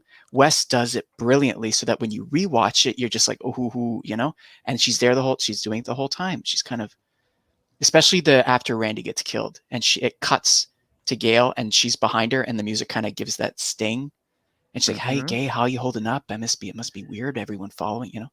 And she snaps at her. Yeah. That's stuff that when you do that Wes just had in his DNA, that he knew how this is going to be great for the rewatch. And Dermot isn't great on a rewatch. He's there. It's obvious. Mess with my family, you die. You die. Like, what's the Batman? I just think like they don't pay off what they set up. Like in 6, they set up a really good police department. They're getting DNA from these masks within hours of getting them. Yep. But then they also say that they can't tell that this isn't the corpse it's supposed to be within a few days because they've got a fake. Right. And then they set up Gail as a great investigative journalist. She was able to find this shrine that supposedly whoever it was registered under. Right. But when no one else could. But yet she didn't know. How did she get the key card? She didn't know that Bailey was Richie's father. These are little moments, though, that again, when I look back, I go, "Oh, one line could have changed that. One line would have made the whole fan base go, oh, okay, yeah." And they're missing, or one line removed would have made them say, "Okay." Like if Bailey hadn't have said a little fake blood, a little prosthetic, if Bailey hadn't have said that, yeah, man, it would have made the faked death of Quinn. Yeah, they misjudge which lines need extra details for the fan base. That's why I'm like, they're fans, and I was mean on them for 5, and I take it back, but they're still not there. And I think that's where even probably Kevin's script was lacking certain things, and Wes just did it. He just added to it. He created this full thing. And yeah, it's real quick, Ben's coming in with a $2 super chat. His ranking is 1, 5, 3, 6, 4, and 2. Wow. Okay. Hey, man. Putting 2 that low and 5 that high. Fighting words. Hey, there are people who I've seen people who 6 is their number 1. Yeah. You know what bothers me? I'm not going to name names, but there's people out there who say that, like, if 5 is your favorite, awesome. I'm never going to disagree with that. That's cool. I've heard people say 3 is the best Scream film. Oh, I know several people that feel that way. Best? That's their favorite. It's subjective. Favorite's fine. Favorite's cool. Yeah. I can totally see why 3 or 5 are your favorite. But to sit there and say best, I think that's when we get into let's have an argument, you know? Yeah. How is 3 better than 1? Yeah. When it comes to this, I used to say best and worst. It's all favorite. And then I started thinking about it, I'm like, you know what? That really doesn't it's what's your most favorite, least favorite. Yeah. That's how I like to phrase it. That's how I always phrase it, because I like them all. But there's everyone connects to them differently. Exactly. Yeah. And recency bias plays a big part. So like anyone who's seeing the new ones for the first time, like if this is their first experience, there's some people that this is the first theater experience they've had with Scream. So that that is going to change your perception of the movie and how you 100%. Feel about it. So it's a different experience. I don't think it's crazy for that. I mean, it's your feelings on it, and no one can take that away from you. And you shouldn't be ashamed of those feelings. You can say it, but just know that people like me who are a-holes are going to say, "Oh yeah, well let's sit down and have a conversation about why it's better than." See, I'm less of an a-hole, but I will think privately that you're wrong. I'm not going to tell you, but I'm like, cool. It's cool that you think that. The crazy thing in my head, I'm saying, but you're right. Forget horror. How many franchises have 6 films where they're almost all interchangeable, debatably, with favorite? I don't know Halloween, but is anyone saying what's the Rob Zombie? Doesn't everyone hate Rob Zombie? What's that one? What's the number of that? Is that like Halloween 7 or something? I think it would have been like 8. 8. 8? It's Halloween 8. So let's pretend it's 8. Is anyone coming out saying 8 is the best Halloween film? 9. It's 9. 9. It's 9. Is 9 the best Halloween film, or is it your favorite? Favorite's cool. Right. You saw it. It had an impact on you. But I'm going to stand here and tell you that Halloween 9 by Zombie is the best Halloween film. I wouldn't tell you that, but I will say it's definitely top 3 for me. Oh yeah? Yeah. Oh, you're one of the non-haters. Oh, dude, I love what Rob Zombie did with it, but I'm completely understanding of other people who don't think that, because they're not gauging Rob Zombie's movie as a movie. They're gauging it as a remake of one of their favorite movies. So they're never going to be biased or unbiased on that movie. And that's okay, because you shouldn't be. I just look at it like, if I was watching this movie for the first time and I saw this, I would I would think this was the best in the franchise. Interesting. So cool. Real quick, Eric, are you good with Ben? Ben, oh yeah, already. You guys already showed that. You good on that? Okay. Yeah, already good on awesome. Thank you, Ben, for the support. And Ben also says, I didn't mean to ruffle any feathers. Jeez. Dude, you're good. This is art, man. Everyone's going to have a different opinion. And you know what? On my channel, everyone's opinion is valid, and you're not going to be ridiculed or told you're wrong on this channel when it comes to subjectivity. Subjective art is just that. Yep. So there are some channels, if you don't agree with the host, you're mocked and you're ridiculed. And the chat will eat you alive. That's ridiculous. Oh yeah, it becomes a cult thing. You can see it in the chat, the messages, and it's 100% one way. It is, and that's not this channel, and it never will be. So anyone can express it here as long as everyone's respectful. We're good. But if anyone crosses the line, then they're out. It's just that simple. And that goes for my guests. My guests know that, and everyone in the chat knows that. So Ben, you're good, brother. Don't worry. Now, real quick, Garen had a theory. What if Stu is the mastermind of 5 and 6, which I think he is, personally, and Roman being hello, Chris, and Roman being the mastermind of 1 and 2, and maybe Stu as well in some in 3. Okay. Well, you know what? I normally go top to bottom. I'm going to start with Eric and then go to Chris. Okay, so I see, Chris, you're not a fan of it, but here's the thing. Think about it this way. You know how we've been talking about how Guy and James don't do like the long plan thing because it doesn't seem like they do. What if they did, but we just don't know it because it hasn't been revealed yet? Oh yeah, for sure. Like the end game is Stu, and it always has been. Like, I think I would completely reevaluate, and you have to. I would reevaluate 5 and 6 if 7 comes out and it turns out Stu had been involved all along. I still think it would make 5 and 6 worse. I'm not saying no Stu. What I'm saying, I think not mastermind, because then that's 3. I think what it needs to be is, I think Craven said this. Mm-hmm. Stu created the Reddit post. Yes. And then he just sat back and watched. And he didn't know that Bailey was going to do that thing. But like, because what's the guys in the beginning of 6? The Spider-Man guy. Jason and Greg? Jason and Greg. Yeah. So Jason and Greg were like offshoots of Richie and Amber. So that click there. And then Bailey was, of course, connected to Richie and silenced them. So I think Stu comes in 7 and says, I just had to do it myself because these freaking idiots don't know what they're doing. I didn't control anything, but I started the flame. I lit the flame and it created, look at this drama, this trauma it's put you all through. And now I'm coming in to end it because these idiots couldn't do it. They couldn't kill anyone in the last one. You know, that's a great line just waiting to happen. And then I kind of like Stu. And he's got his own team now in 7. You know, maybe Josh is linked, and we can do that. Danny? Oh, I don't think Danny's linked. I've been very. I don't want it, but yeah, I've been very vocal about how it doesn't make any sense. Yeah, if he's in. But here's what I think. This is where I'm on board with Marcus over at Shot Him 6 Times. I don't think Stu created this whole subreddit for Stab. I think Charlie did that. And I think Charlie was assisted by Stu. Interesting. Because in 2011, that's when Scream 4 came out. Yeah. Mm-hmm. That's right about the time things would start picking up on these type of things. Yeah. Like Reddit being picked up. I don't remember when Reddit initially came out, but what if Stu was working with Charlie? He had Charlie help him with that.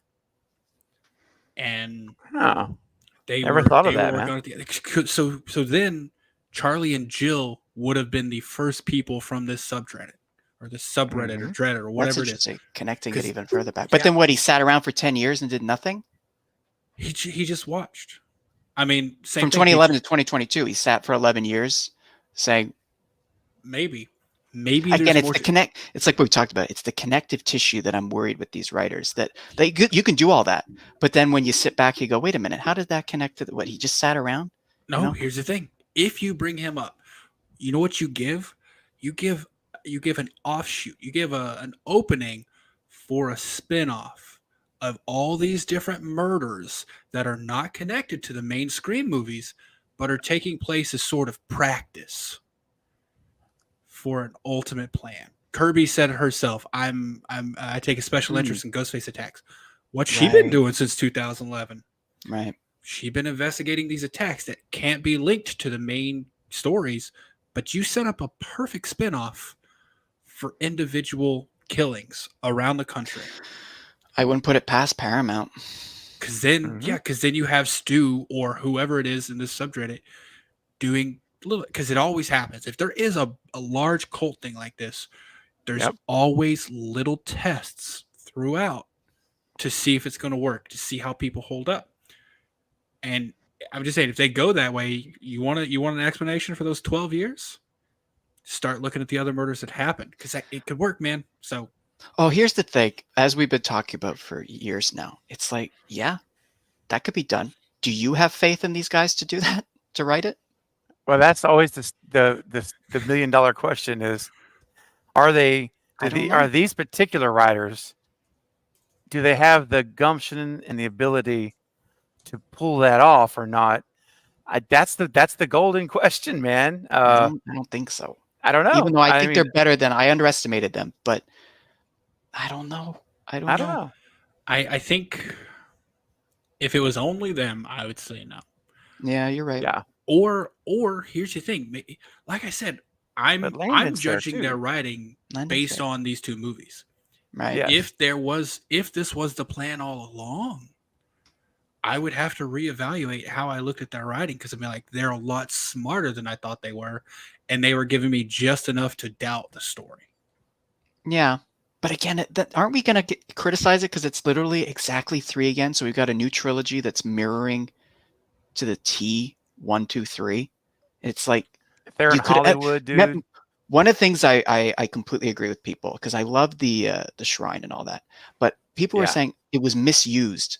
Like, if that had been the Stu thing, like, it's just some guy, a cop, who was, taking out stuff for his son and building a shrine for him and for the whole franchise he loved. It's like, yeah, how are they going to up that kind of setting for a cult leader, potentially Stu, coming back? Like, where are we going to set it then to make it even more epic? Because it has to be more epic. It has to be bigger. Seattle, because that's where Sydney is. Seattle's smaller than New York. I don't know. It doesn't have the same. The Pacific Northwest, it's raining, and I don't know. I think I would love to see Ghostface walking just drenched robe. Every time they go up to make a stab, you see water flying. But it's shooting. If it's shooting in January, there's no rain. So. Oh no, yeah. That's the thing. I think it was misused for a different reason. I think it was misused because Sidney Prescott didn't see it. And I can't believe that. The emotional trauma that she would just be brought right back to the surface when she walked in there would have been so good to witness as a fan. I can't say I'm not going to say they're going to bring it back, but they could do it in a different way where all of that's now been collected. And maybe there's some evidence in there that Sydney now has to go to the police station and look at all this room with stuff that's just put up on, like, in boxes and stuff. And she has to sift through it to find something. Hey, we found this, Sydney. What do you think? And it's a clue to the next film or something, And that way we don't totally waste that awesome setting. I think I suggested a while ago, and it was on one of Steven's streams, that, like, if 7 picks up the split second that 6 ends, Gail calling Sydney saying, "Hey, you need to come look at this." Oh, and yeah, that's the thing. If Sydney gets there, if it's winter, are we 2 months after Halloween, or are we a year and 2 months after the events of 6? Have they gone through a whole year of Blackmore and they're better people and this and that, and then we get it? Or is it like 2 months later the trauma starts up again? Exactly. It could go either way. Also, my friend suggested something awesome if we get snow. We have the first film that's changed the masks now, the old masks. What if we get a white cloak. And the only thing that's black is these little eyes, right? So in the snow, you have a completely white face, white cape, and then you have the black sitting through. They changed the look, you know? Man, Is that sacrilegious? I don't know. I don't know, little man. It is. To Yeah. me, yeah. But in the snow, Yeah. it would be like with the moon, the night. Yeah, To blend someone in. brought up a good point. Walking around in 2 months, Chad would still be healing from his right. his That's true. his Swiss cheese transformation. That's a good after point. 2 months. By the way, I saw someone say that they were on set for the party at the beginning of 6, the Halloween party, where Mason Gooding is shirtless, and Mhm. apparently they had makeup of him having the stab wounds from 5. But in the Why not film, you show can't. that? They're not there. They should have showed it. They should have Come showed on it. And I've seen Yep. a still image of him, and you can't see it. And he's like, I was there on set. We shot for a couple days, and I saw them. I went, wow, those look really great. Dang, man. I don't know what happened. I know that scene is dark, but I don't know. Kimberly brings up an interesting point on the white robe. I'm not going to say it out loud because No, but acknowledge that's one of my concerns, Eric. Right. Is the white robe, I think. And that was honestly, right. you know what I mean? Honestly, do you guys know the origin story? That was Wes's originally. Wes Oh, was yeah? considering a white robe, like a phantom, and for Mm, Scream 1. And he said after giving up more thought, he said it's probably not a good idea to have kids running around in white robes with hoods. I guess. It could not be a. I still think the mask though would change the whole look of it. Like it wouldn't even. I don't think it would even jog someone's memory. But I don't know. Err on the side of caution, right? Especially in the climate that we're in. I know it's especially. different down there. So I brought this up to Steven, I think one-on-one before. Okay. Yeah, it was a private discussion between you and I where I was talking about an idea I had. Instead of changing it to white, what I thought would be very interesting, because anyone who's actually worn a Ghostface robe and tried to do anything in it, they're not Limited? practical, no, right? they're very limited. They're heavy, Yeah. they're hot. What I think would be great is a Ghostface fails at a chase because of the robe. It gets caught on something, gets snagged or something. So they just rip it around the bottom. So it's no longer hanging floor length. It's just hanging to about like mid thigh level. Yeah. So it still covers hips. But then it's just tactical pants with the tactical boots. But you Mm, still have the upper looking the same way. And I'm like, I think that because then, but you get a very capable Ghostface. I'm talking someone who really jumps over couches and tables, someone who skips like 4 steps going up fire escape ladders, because they have the mobility now, and that's how you distinguish that one muscle, because Right. their floor length robe is ripped, and you don't make it look nice. It's torn and tattered, but it's for a reason. It's not just we changed it because we want to look different. It's like it got caught and caused them to fail their mission. So they're like, get rid that'd of be it. cool. An early scene where he gets tripped up and he's an impatient Ghostface, and you see him just tear off the bottom or something. And he keeps going. And Yeah. I think one thing that comes through for me is all these Ghostfaces since Billy and Stu, they're focused on theatrics more than actually being effective at killing. And I want one Ghostface out of how many ever there are to say, yes, I'm going to keep the essence of this. But if this theatric is keeping me from being effective at what I got to do, then I'm changing it. Well, Yeah. 6 was pretty effective. I thought the Ghostface was incredible. I mean, of course, once the mask came off, it was different. But like the actual Ghostface was, I mean, jumping, leading over, you know. But were Yeah, they Max really did an incredible job. He was Max. The way Max played that was so You don't great. think so? I'm just gonna say, were they really effective at killing? Oh no. Well, when you have plot armor, right? Well, You know, yeah. Sarah just- Darling took 1 stab or 2 or whatever, and she's dead. Meanwhile, Courtney's taken, what was it, 3 and a glass shard.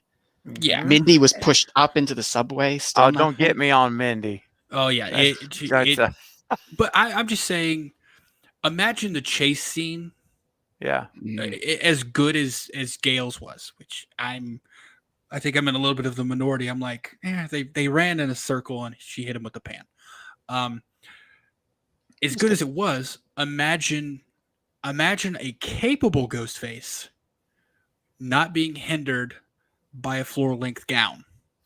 I know, but what I'm saying is that it was clearly written in 6 that even though it was the same cape, somehow this Ghostface was better at running over, okay. not tripping. So they could just write it and then actually kill the people. Like people are dying left, right, and center. They totally could. I just think I want a adjustment. little change, and I think that's a good reason for the change. I think because if you just come out with someone looking different, people are going to go, well, why would they change that? Why would they do that? But if you give that reason on screen, you don't say it out loud, but you show him tripping and like getting caught on like a branch, like a wood chase or something, and then just out of frustration ripping it off. It would be a beautiful little wink to the previous 2. And didn't he trip a lot in 1? He did. So that would be a nice little wink. Even in 3, I love when in the assembly cut, because I was just watching, he runs it. I forget who it is in the bedroom, but he runs to stab him and they jump out of the way and he ends up rolling onto the bed and like trying to scoot off the bed and stuff. So it would be a little wink because it would be funny in that moment because you're like, haha, he got caught. But then he stands up and rips it off. That would be epic. Takes off running. Would be cool. It would look, I think it would look awesome. And then I don't know, have a scene where they're going to get new robes, but then they look down and they don't do it. They're just like, they keep it that way. Right. I don't know. Well, I want to acknowledge Bronson's super chat. Thank you, Bronson, for your $5 super chat to help out the channel. It says, I know there's a movie called Blackula that came out in 1972. Yep. I think Eddie Murphy's nickname should have been Blackula in Vampire in Brooklyn. Well, I mean, I there could have been a little, I'm not sure what studio did that movie, but, or if that even could have been possible. But yeah, man, I mean, that's another movie that no one really talks about, is with Wes Craven's Vampire in Brooklyn with Eddie Murphy.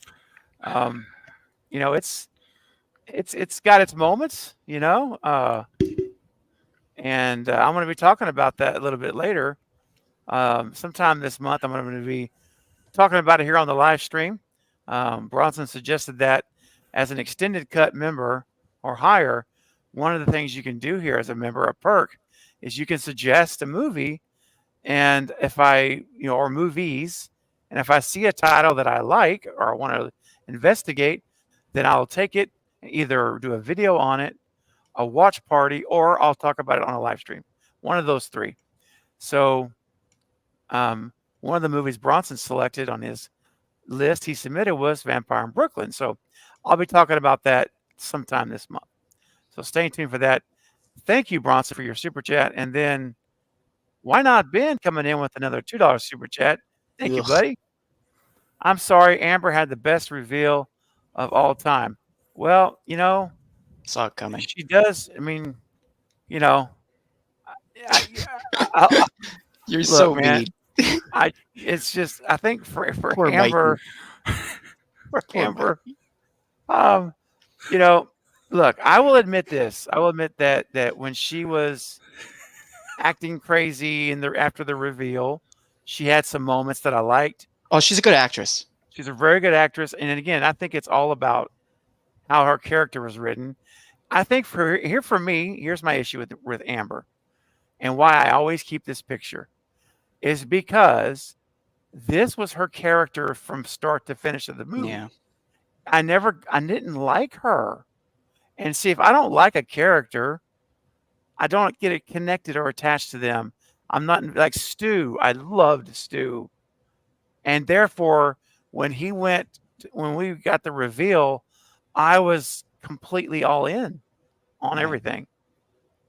I was the opposite with Amber, and it was how she was written.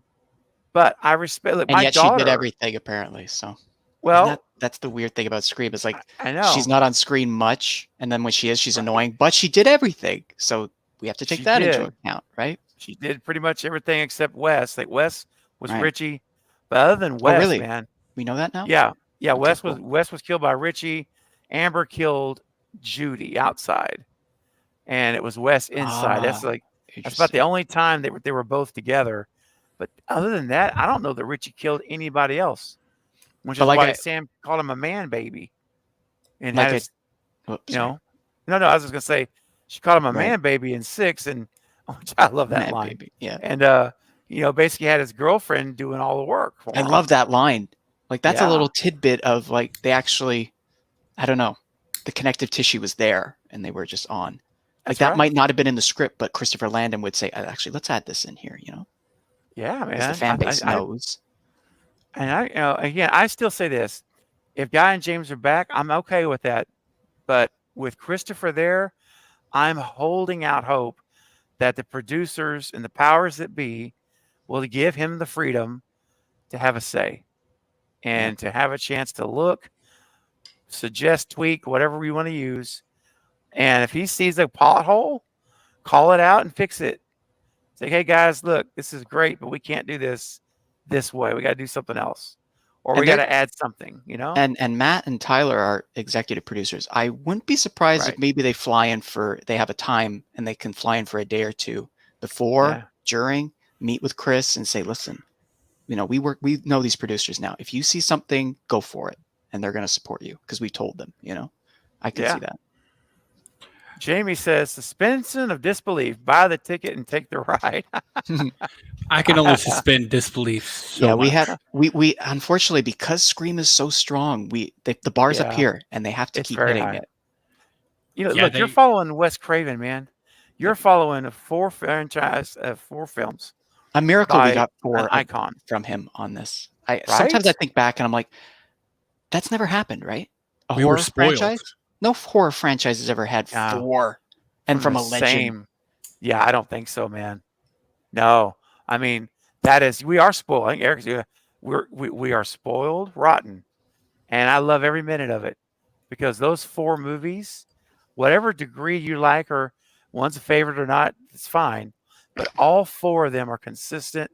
They're so well done, and there's a tone, there's a feeling that you feel Wes's. If you watch enough Wes Craven movies, you get a feeling. There's this consistent theme, and it is amazing. He was a legend, and well, just the fact that, like, as a film student, I can't tell you how amazing it is that 3 is written by a different person technically and has the same feel, the same kind of comedy. In fact, I think it's funnier, and it's there. Like, that's a miracle. Do you understand? When you change a writer, even if with the same director, usually it starts to wobble a bit, and in the end, it doesn't really. It has the same feel. Agreed. And they were doing rewrites each day. They were literally actors coming in. They were writing, giving them their sheets to shoot that day. And that's why Wes put that joke in the script when Sarah Darling is in Roman's office. Has there been another GD rewrite? That was actually an inside joke. And 4, right? I remember following. I created a Twitter back in 2010, I guess, when Kevin Williamson was like updating people on how he was writing 4. And he was like, and I remember one day him saying he was done, and then like a couple months later, he was pissed. He was like, I have to do some rewrites. And then there was people going, oh, it's, and then apparently we've only kind of found out recently that they were rewriting sometimes on set, weren't they, for 4? Yes. And changing the ending, and it still turned out pretty damn good. So that's again, when you got a master at the helm. Exactly, man. And I've said it before. Scream 3, if that had been a lesser director, those could have been disastrous movies. 3. Oh, yeah. We could have been like, oh my gosh, it's an eyesore. Like, we wouldn't have 5, 6, 7. No. It would be like a Halloween Resurrection, or or something. How dare you? Like, how dare you? But Wes could make everything work. He just made it where he knew what to do. Ben says, "Thank you, Ben, for your super chat, my buddy." Amber clapped Tara and Vince the same day. Legend. Yeah, she was 50%. She got one of them. Yeah, I was about to say she got one of them. She did get Vince. The problem I have with Amber's reveal is that, like I've told you, I saw it coming and I said it out loud in the theater because it's such a trope when you have someone go like pointing over here, and she was so hyper about it. What did you do to her? I'm like, she's a killer, and she's probably going to reveal by pulling out a gun and shooting one of them. And then when what's it? The other Liv. Liv. Liz. When Liv Or comes in, Liv. I'm like, I literally turned to my friend. I said, "Watch, she's gonna kill her, and it's gonna be revealed." And then when it happened, someone in front of me turned around and said, "Have you seen this?" I'm like, "No," That's because hilarious. It's that's opening like night. I haven't seen this. it's screenwriting 101 in a lazy way, where you're just like pointing fingers over here because I'm the actual killer, and it's like, ugh. And again, wasn't that Billy's reveal slower? You know, we all go a little mad sometimes. Shoot, Randy. Yeah. The same. Yeah. I get it. That's a nice, cool thing, but it was just, it had been done before. And as we just saw from Wes, you've seen it before. Don't do it again. Don't do it again. Yeah, I'm going to reuse a Martin Short joke, Oh, or the same style of joke of all the Ghostface reveals in Scream. Well, Amber's one of them.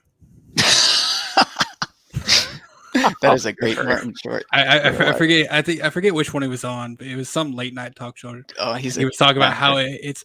You think the setup is going to be his favorite. It's like of all the talk shows I've ever done, this is one. This is one of them. Right? Right? Yeah. I'm like, that fits perfectly for Amber. But that's of course in my opinion. Of course. And Ben, listen, man, it's like I said, my daughter's favorite Ghostface is Amber. Oh yeah. She loves her. Oh yeah, You man. haven't disowned her yet. God, No, that's of course not. No way. That love is strong, isn't it? Seriously, I'm like, she will like defend Amber to the hill. And was I like, get honey, it though. I totally get it. I told Isn't her, that oh what's yeah. crazy? I said that's great. I said, Yeah. and don't let anyone ever make you feel like you should not think that way. You know, if that's your favorite, that's your favorite. You know, it's like my favorite is Stu. No one on this planet will ever convince me to change my mind. That's my guy. And she's the Stu of that film. So Oh, absolutely. And she loves Stu. I mean, she loves a lot of them, but that's her favorite. And I respect it. You know, it's okay. Ben, thank you so much. And, you know, one thing I will give Amber credit for, she was very, very intense when she was revealed. Very, very just, and her acting was great. Oh, yeah, it was.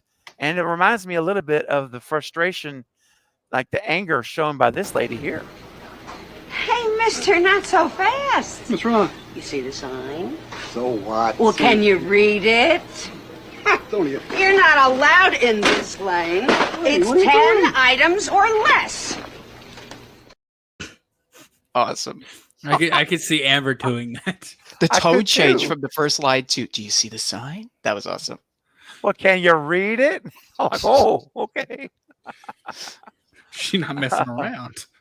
I love it. And Kimberly's coming in with a $5 super chat. Thank you, Kimberly. It says, no way Jill was the most diabolical and best Ghostface and reveal. She even killed her mom and her own partner. She was wild and didn't give an F. She did not kill her mom. No.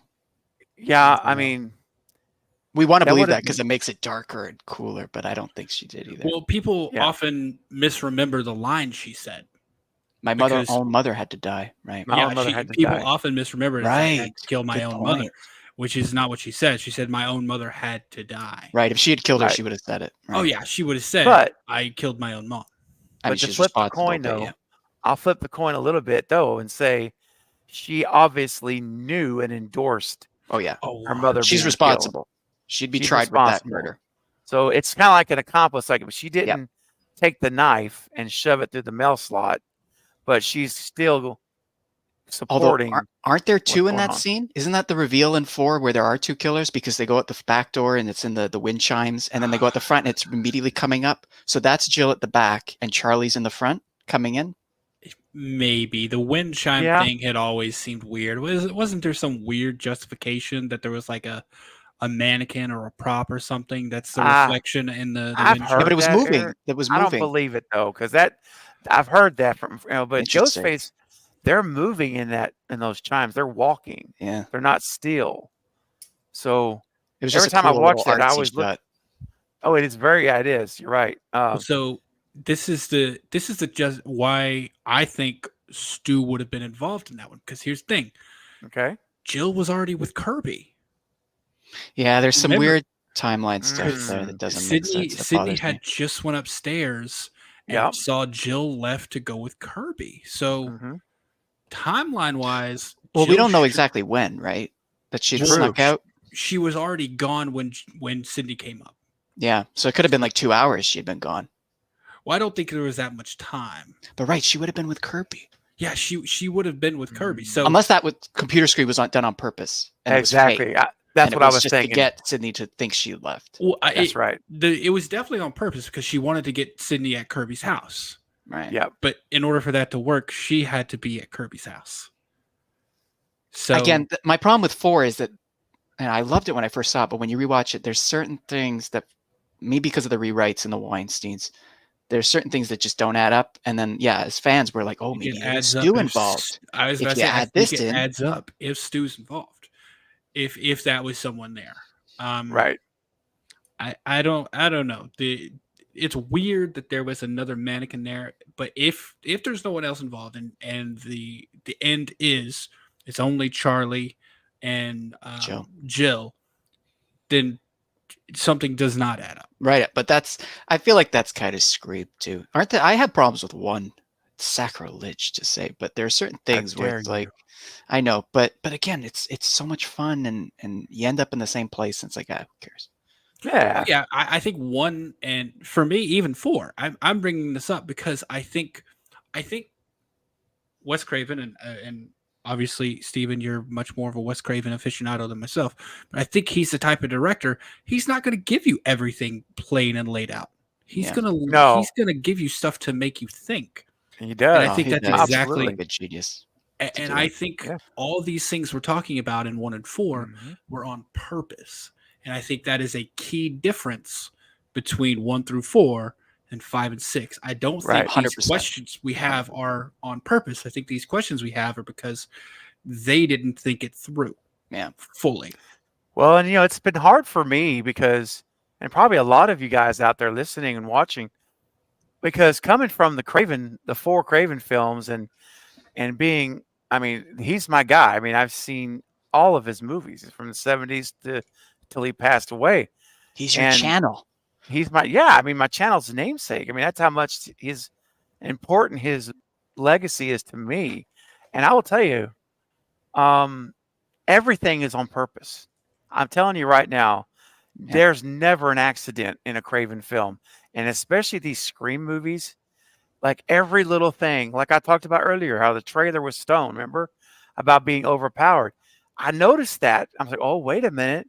This is different. This is like showing, I know Stone's big, but still, this makes me think, oh, you could see, or you could draw a line to say, that could be Angelina. Someone She's with getting a brain. overpowered. Someone with a brain and common sense directed right. Scream 1 to 4. And Yes, most and you horror see it. films, especially sequels, are not. With all Well, due and that's the respect. thing. I took that same standard to Into 5 and 6. Yeah. I just don't know any other way to do it. So when I'm watching 5 and 6, I am using that same mentality. Like everything's on purpose. Every single subtlety means something. And that's how I process these movies. And I don't know, to Eric's point, I'm not 100% sure that's actually the case. Yeah, Well, like that perfect example is I've been watching a lot of, still to this day, people are watching Scream 6 reaction videos on YouTube. And every single time Gail's boyfriend gets pulled behind, they say there's 2 killers because he's talking and you didn't hear.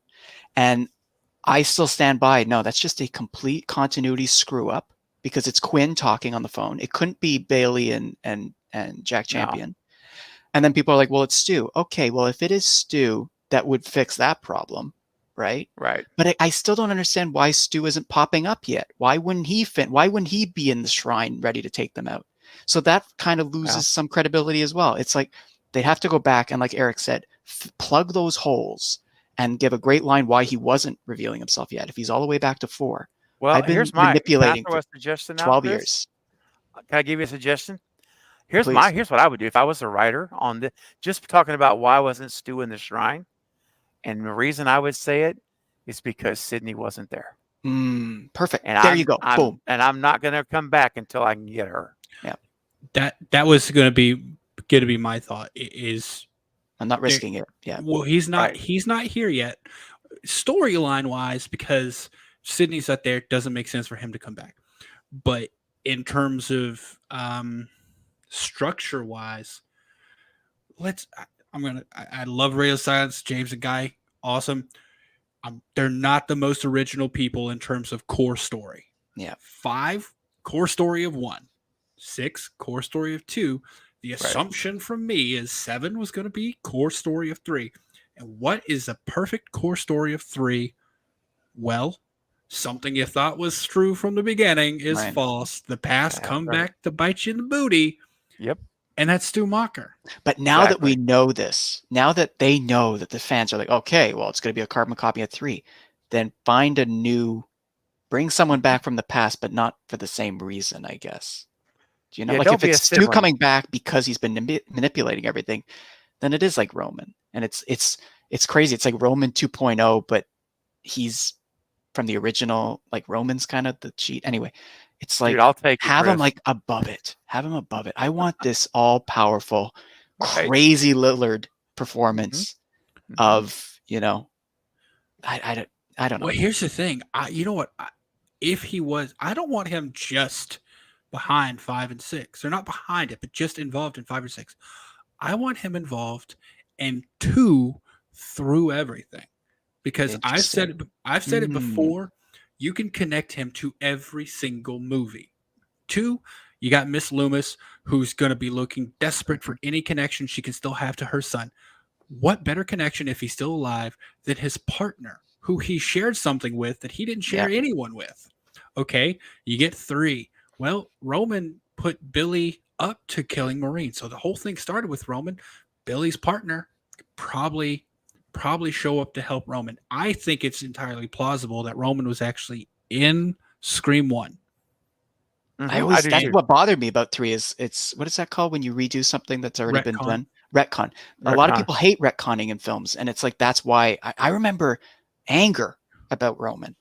Like, no, it's Billy and Stu, and they just shit all over them, and they made their own. Now it's Roman, the controlling thing. Meanwhile, we see him as this little crying thing in the end scene. So it's like, if Stu's been there the whole time and no one's mentioned it, and there's not even been a hint at it, you know, like maybe a Ghostface is dying, and just before Sydney ends it, like they say something, you think it ends with me or something like that. Like there's none of that. So one of the things is it's so risky. It's walking a tightrope to say, oh, by the way. Well, I think there's an important distinction between retconning, because Roman technically wasn't a retcon. Roman didn't change anything that existed. It added on to the story. Well, that's still retconning. It's like, oh, he was the guy who set Billy up. Because Billy explains that I did all this because my mother moved out, right? Because your mother was cheating with my dad. So I had to do this. And I've been playing the long game, you know. I did it a year ago, and now I'm taking you out a year later. And then, oh, actually, I did it. Again, actually, the way Roman does it with the whole video stuff playing, it's actually quite good. But it still takes away from Stu and Billy. And I just don't want them to do that if they do with 7. I want it to be he's standing on his own 2 feet. I never thought it took away from them, because Roman never said he forced Billy to do anything. The way he laid it out, I thought was perfect. He just said he showed him the video. It's like all he needed was a little push. He didn't like seeing his daddy in my little film. Didn't like Right. He's like, I gave him a few pointers, and he went off to do his own thing. So, but I think it's entirely plausible he was in 1. And if that's the case, Stu and Roman already have a backstory. Charlie and Jill, Charlie's head of the fan club, which is what the original portion of 3 was going to be. The Sparrow fan club or movie club. Cinema club. So it would be pretty cool. I gotta admit, and then to redo them all like that. 5 is continuing the Dreaded thread. I'm just saying, it's all there. Like it's not hard to write. You can make that connection through every single movie. The bet is, can they do it? They can. I think the bet is, can they do it well? Yeah, can they do it? And the bet is, will they do it? Because I think I honestly believe that would have been their intention for 7. It would make the whole series better if done well, if done properly. Oh yeah, it would.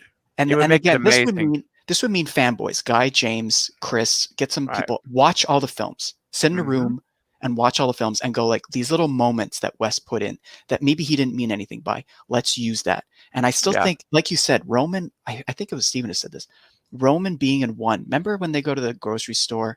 Yes. And there's that exactly. That being Roman would be awesome. Watching in the house when Rose McGowan and her outside. That would be a perfect moment to have Roman. And again, if you have 7 in the reveal, where we get actually for the first time, I think in the whole franchise, if we got flashbacks, little moments where Stu is explaining, you know, I had Roman watching you guys in 1. I had, you know, we were doing this and this, but Billy led it. But when I lost Billy, I realized I had to lead it now. And I had to take what he taught me, you know? Yeah. And I've been there the whole time. Again, the 2, she met Mickey. Debbie met Mickey on the internet. It connects to 5 with the internet. So, when Reddit came along, it was so much easier to find the people I needed, you know? You could have one short monologue from Stu that would clear every single thing up, every connection to 1, and make it amazing and perfect. And will they do it? That's entirely up to them. And like, are you okay with if they go for it and they don't do it properly? It depends on what you mean by don't do it properly. Well, if they drop the ball, if they fumble it and it's universally considered, damn, not good. Well, I do. I've always admitted. Sorry. Go ahead, Steve. Well, yeah, actually, I got some super chats we've got to get to. They're getting a little long now. Okay. So we're going to come back to this. Chris asked a great question. And so for you out there that are on the Stu train, or even if you're not, I want to hear what you guys think. But I do have some super chats you guys have sent in. So let me get to all of those real quick. And thank you, Kimberly, for your super chat. I appreciate your support of the channel. It's always great to have you here. And Eric over at Two Boys and the Scary Pops with a $2 super chat. Thanks, buddy. Says, who do you feel needs to be the opening kill in 7? All right. I got 2 names. I'm going to go quick. I'm going to give you 2 names. The first name is Mindy Meeks. Oh, my gosh. Yes, that's the first one. And if you can't, and then if you're not able to get Jenna Ortega back for more than 2 or 3 days of shooting, then it's Tara. Tara and Mindy in the opening? Oh, that would be insane. Amazing. That would be nuts. And what a way for Christopher Landon to put his fingerprint on the franchise to take them out in the beginning. And then you have Sam and Chad on a vengeance. And he's physical, and so is she. Yes. They're the ones that just go nuts with the actual. They can go nuts. They can throw down, and they'll be full of anger, rage, revenge. They want to avenge their deaths. Bring Christina Carpenter in, who's now. You did this to Tara because of you. You lost your sister. You know. Oh yeah. Just adding fuel until that. What? You were on board until that. I was on board until the Christina Carpenter thing. You don't want her? I do not want Christina Carpenter. Yeah, I don't think I do either. I don't want a Maureen Prescott 2.0. Once she dies in the opening. Fine. If you bring her in just to kill her off so that people will just stop talking about it. Like, they're so focused on moving backwards with the story. I'm like, the first movies, first 3 definitely focused on something going on with the main character's mom. We don't need that. I get why the fan base thinks that, because it mirrors it. So it's like, we got to kill that mom because that's how the whole series started. Too much in my opinion. Yeah, of course, 100%. But it would be great to kill her and then have Tara and Sam immediately their first scene, getting that call, or already knowing, starting at that. All 4 of the core 4 annihilated in the opening scene of Scream 7. Well, that would ruin 5 and 6. I feel like it would just be like that. That's not even like. I don't think it would ruin 5 and 6. Right off a cliff. Exactly, which is what we need. Let me ask you this. So, Eric, from a narrative structure, I don't know if it would. So, Chris, let me ask you the point blank question. Who do you feel needs to be the opening kill? Who do you want to see killed in the opening for 7? Well, I guess an uninspired choice would be the star of Happy Death Day to mirror Samara Weaving. Jennifer Roth.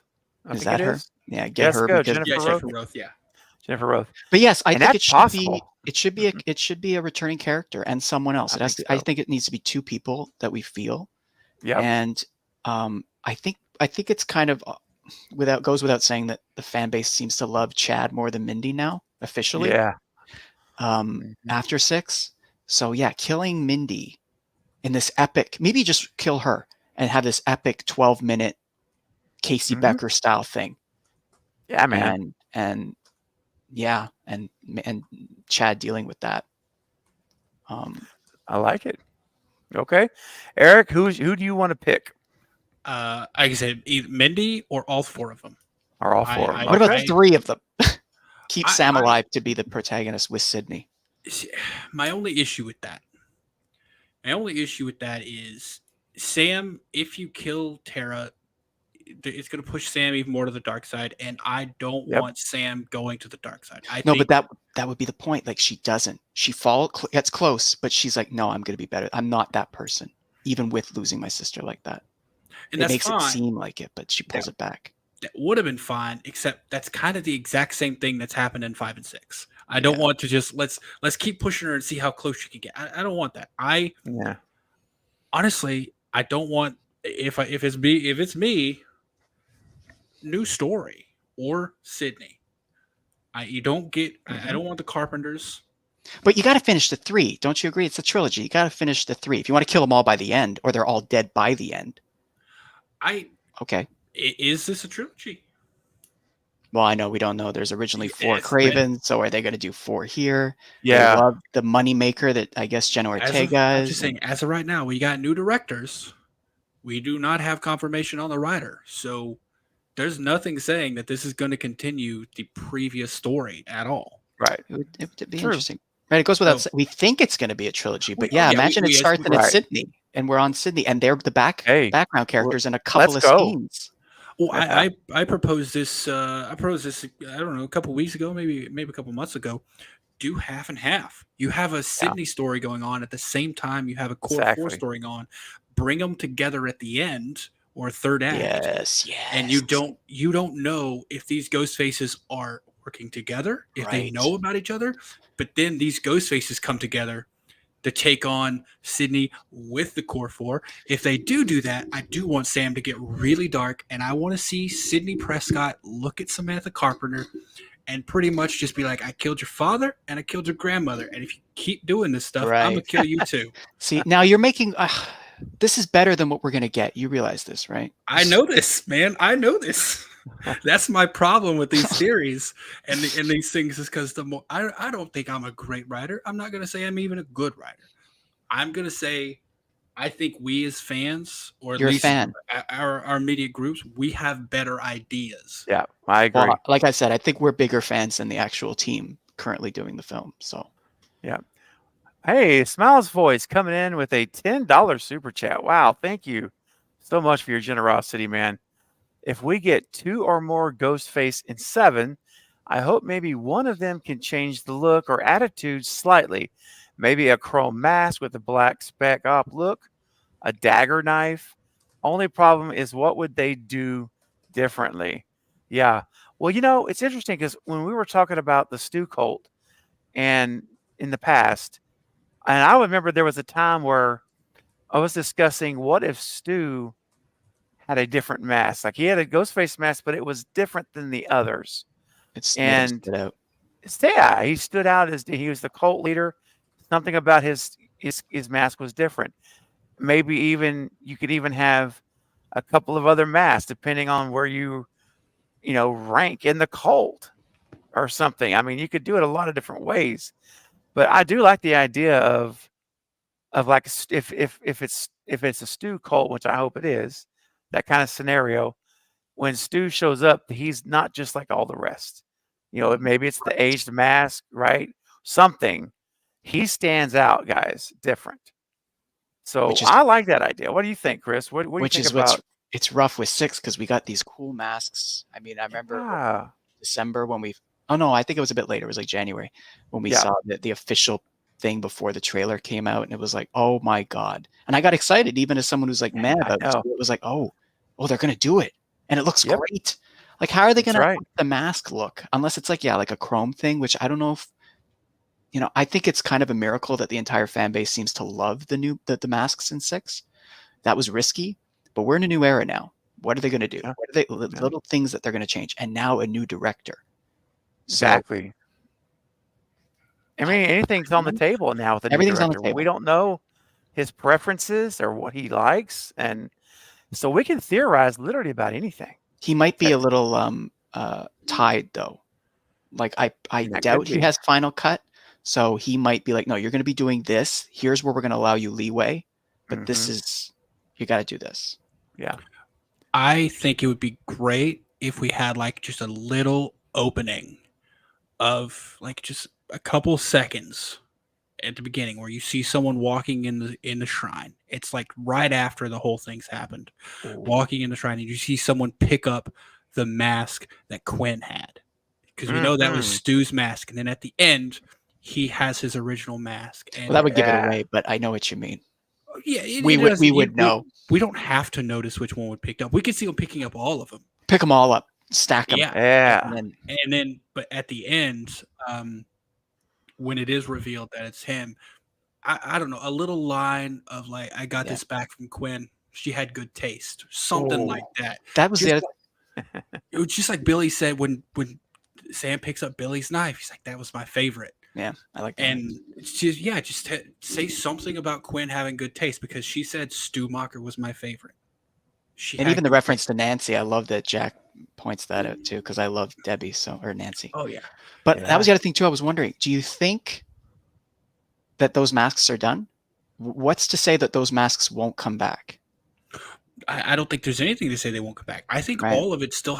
Here's the thing: they've already set up precedent that no matter what police force has it, it can be collected. And how even with how illogical or unbelievable that it is that all that stuff was collected, they've now set precedent that it can be collected and it can go missing. So, and that they still exist. Up until 6, we didn't even know those masks were still around and hadn't been destroyed or whatever, Up until 6, I didn't know anyone bothered to sort through an explosion to find a charged Zippo lighter. Yeah. Didn't know that they would think to do that, or to find the specific frying pan out of the house and mobile home trailer that was used to kill Stephen Stone. But now they've argue with it all you want. Yeah. In terms of the movie, there's now a precedent for it. Right. They could all be used again. Yep. That's right. Well, guys, listen, the Smiles Voice, you've been very generous. Thank you so much for your super chat. And there's a lot of potential right now, man. Like you say, a dagger knife. Maybe if it's Stu, maybe he has a different mask. He has a different weapon. You could introduce all that if you wanted to. You could.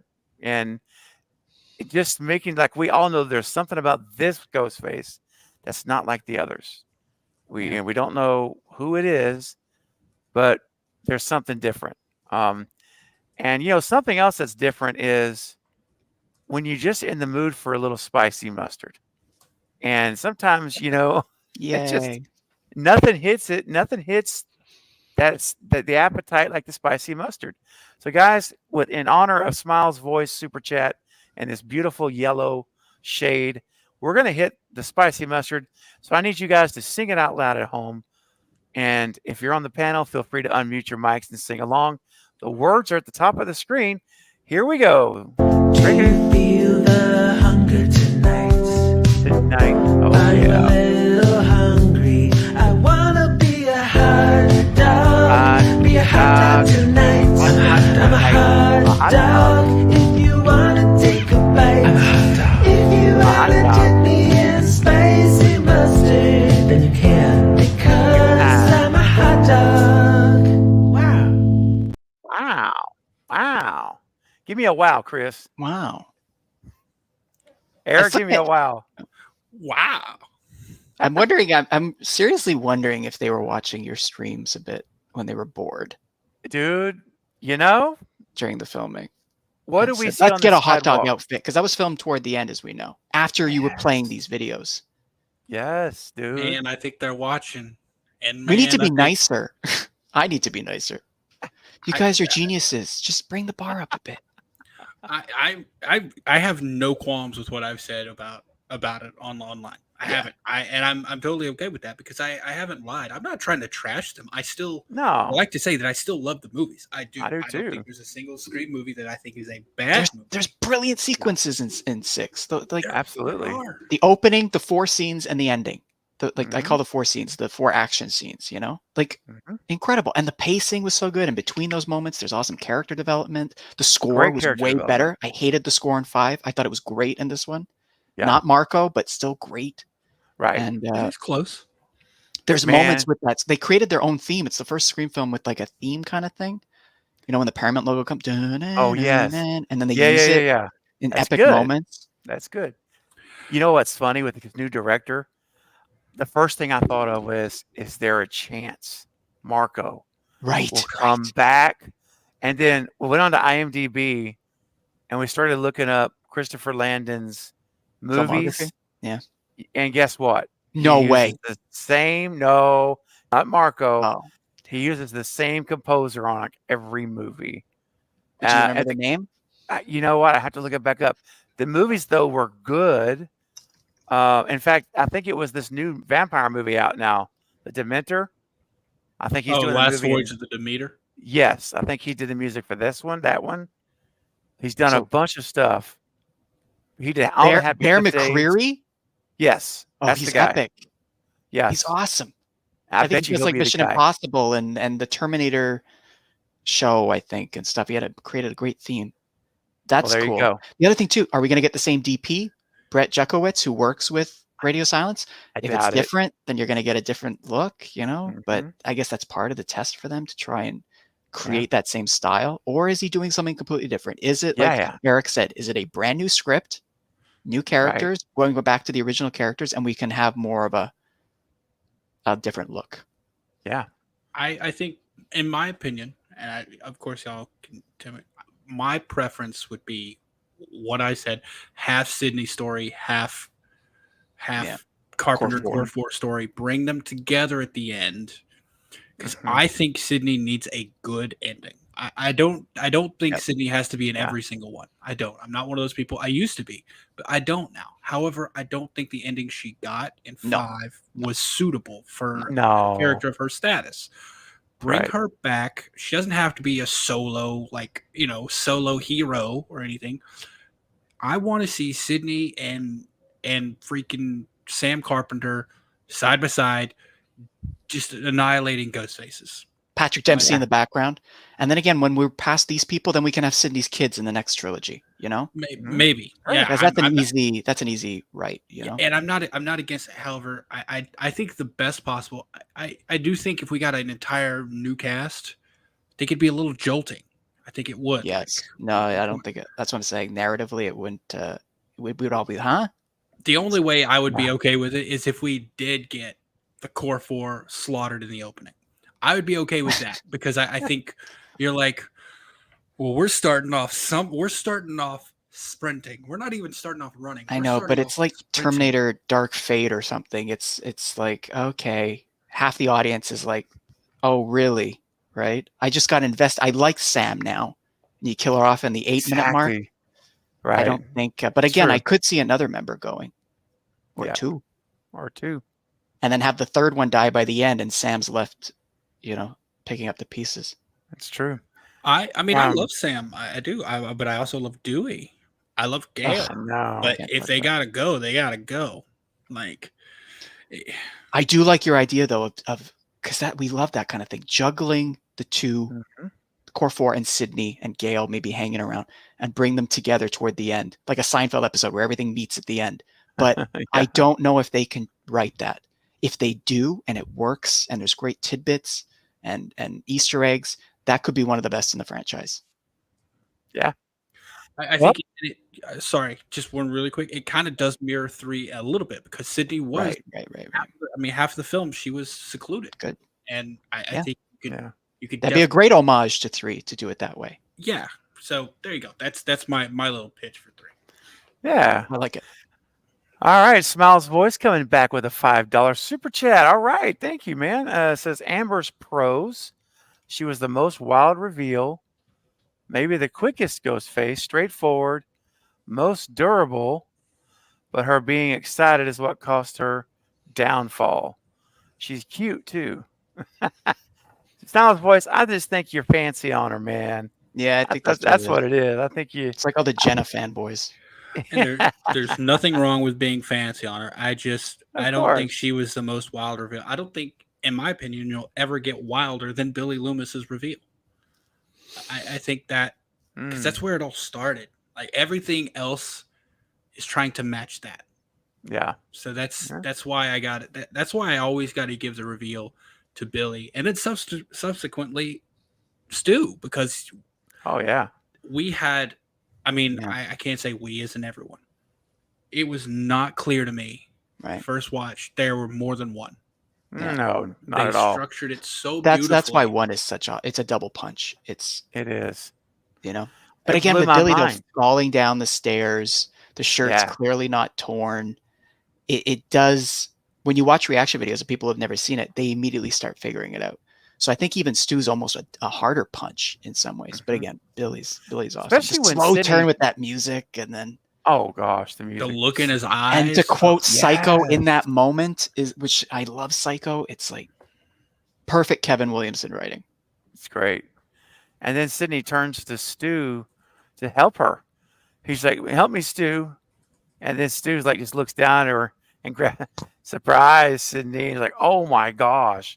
My mind blew when it was two people. There's never two people. And to happen so quickly and not having like a gap, like a Mickey reveal, and then having a fight, blah, blah, blah, and then Mrs. Loomis having them both within 35 seconds of screen time, maybe? That's about right. Incredible. Smiles Voice, thank you for your super chat. And Eric, I did see your message, so you just let me know. Kimberly's coming in with a $10 super chat. Wow. Thank you, Kimberly. Says Jill was supposed to be the first Ghostface to survive. Well, she would have been the second, remember, because Stu was kind of come back in 3. But we'll go ahead with what you're saying. I know what you're saying. To survive and get away with all her crimes, if not for those meddling kids. Scream 4. I got Scooby Doo is my jam. When I hear a Scooby Doo reference, I'm all over that. That's bonus points. 4 was supposed to end at the house, not the hospital. That's correct. It was going to end at the house, and not knowing if Sydney or Jill had survived. That was how it was going to end. Oh, really? I didn't know that. I thought Jill would still be pulled away on the what is it called? Stretcher. Oh, wait a minute. Shots, and then it ends, and you're like, oh my God, she survived. You may be right. You may be right about that now that I'm thinking about it. That's Kevin still freaking nailing it. That is brilliant. Oh yeah, it would have worked either way. And even the way it ended, she was still set up as a hero in the media. Of course, they don't know all that went on in the hospital. And then you have everyone still alive, right? You have Sydney. Well, we're not in ICU. You have Dewey and Gail still alive, but they don't know. Yeah, and Kirby. So Kirby would still think it's Charlie and Trevor. So then, or she would assume it was Trevor because that's what the story was.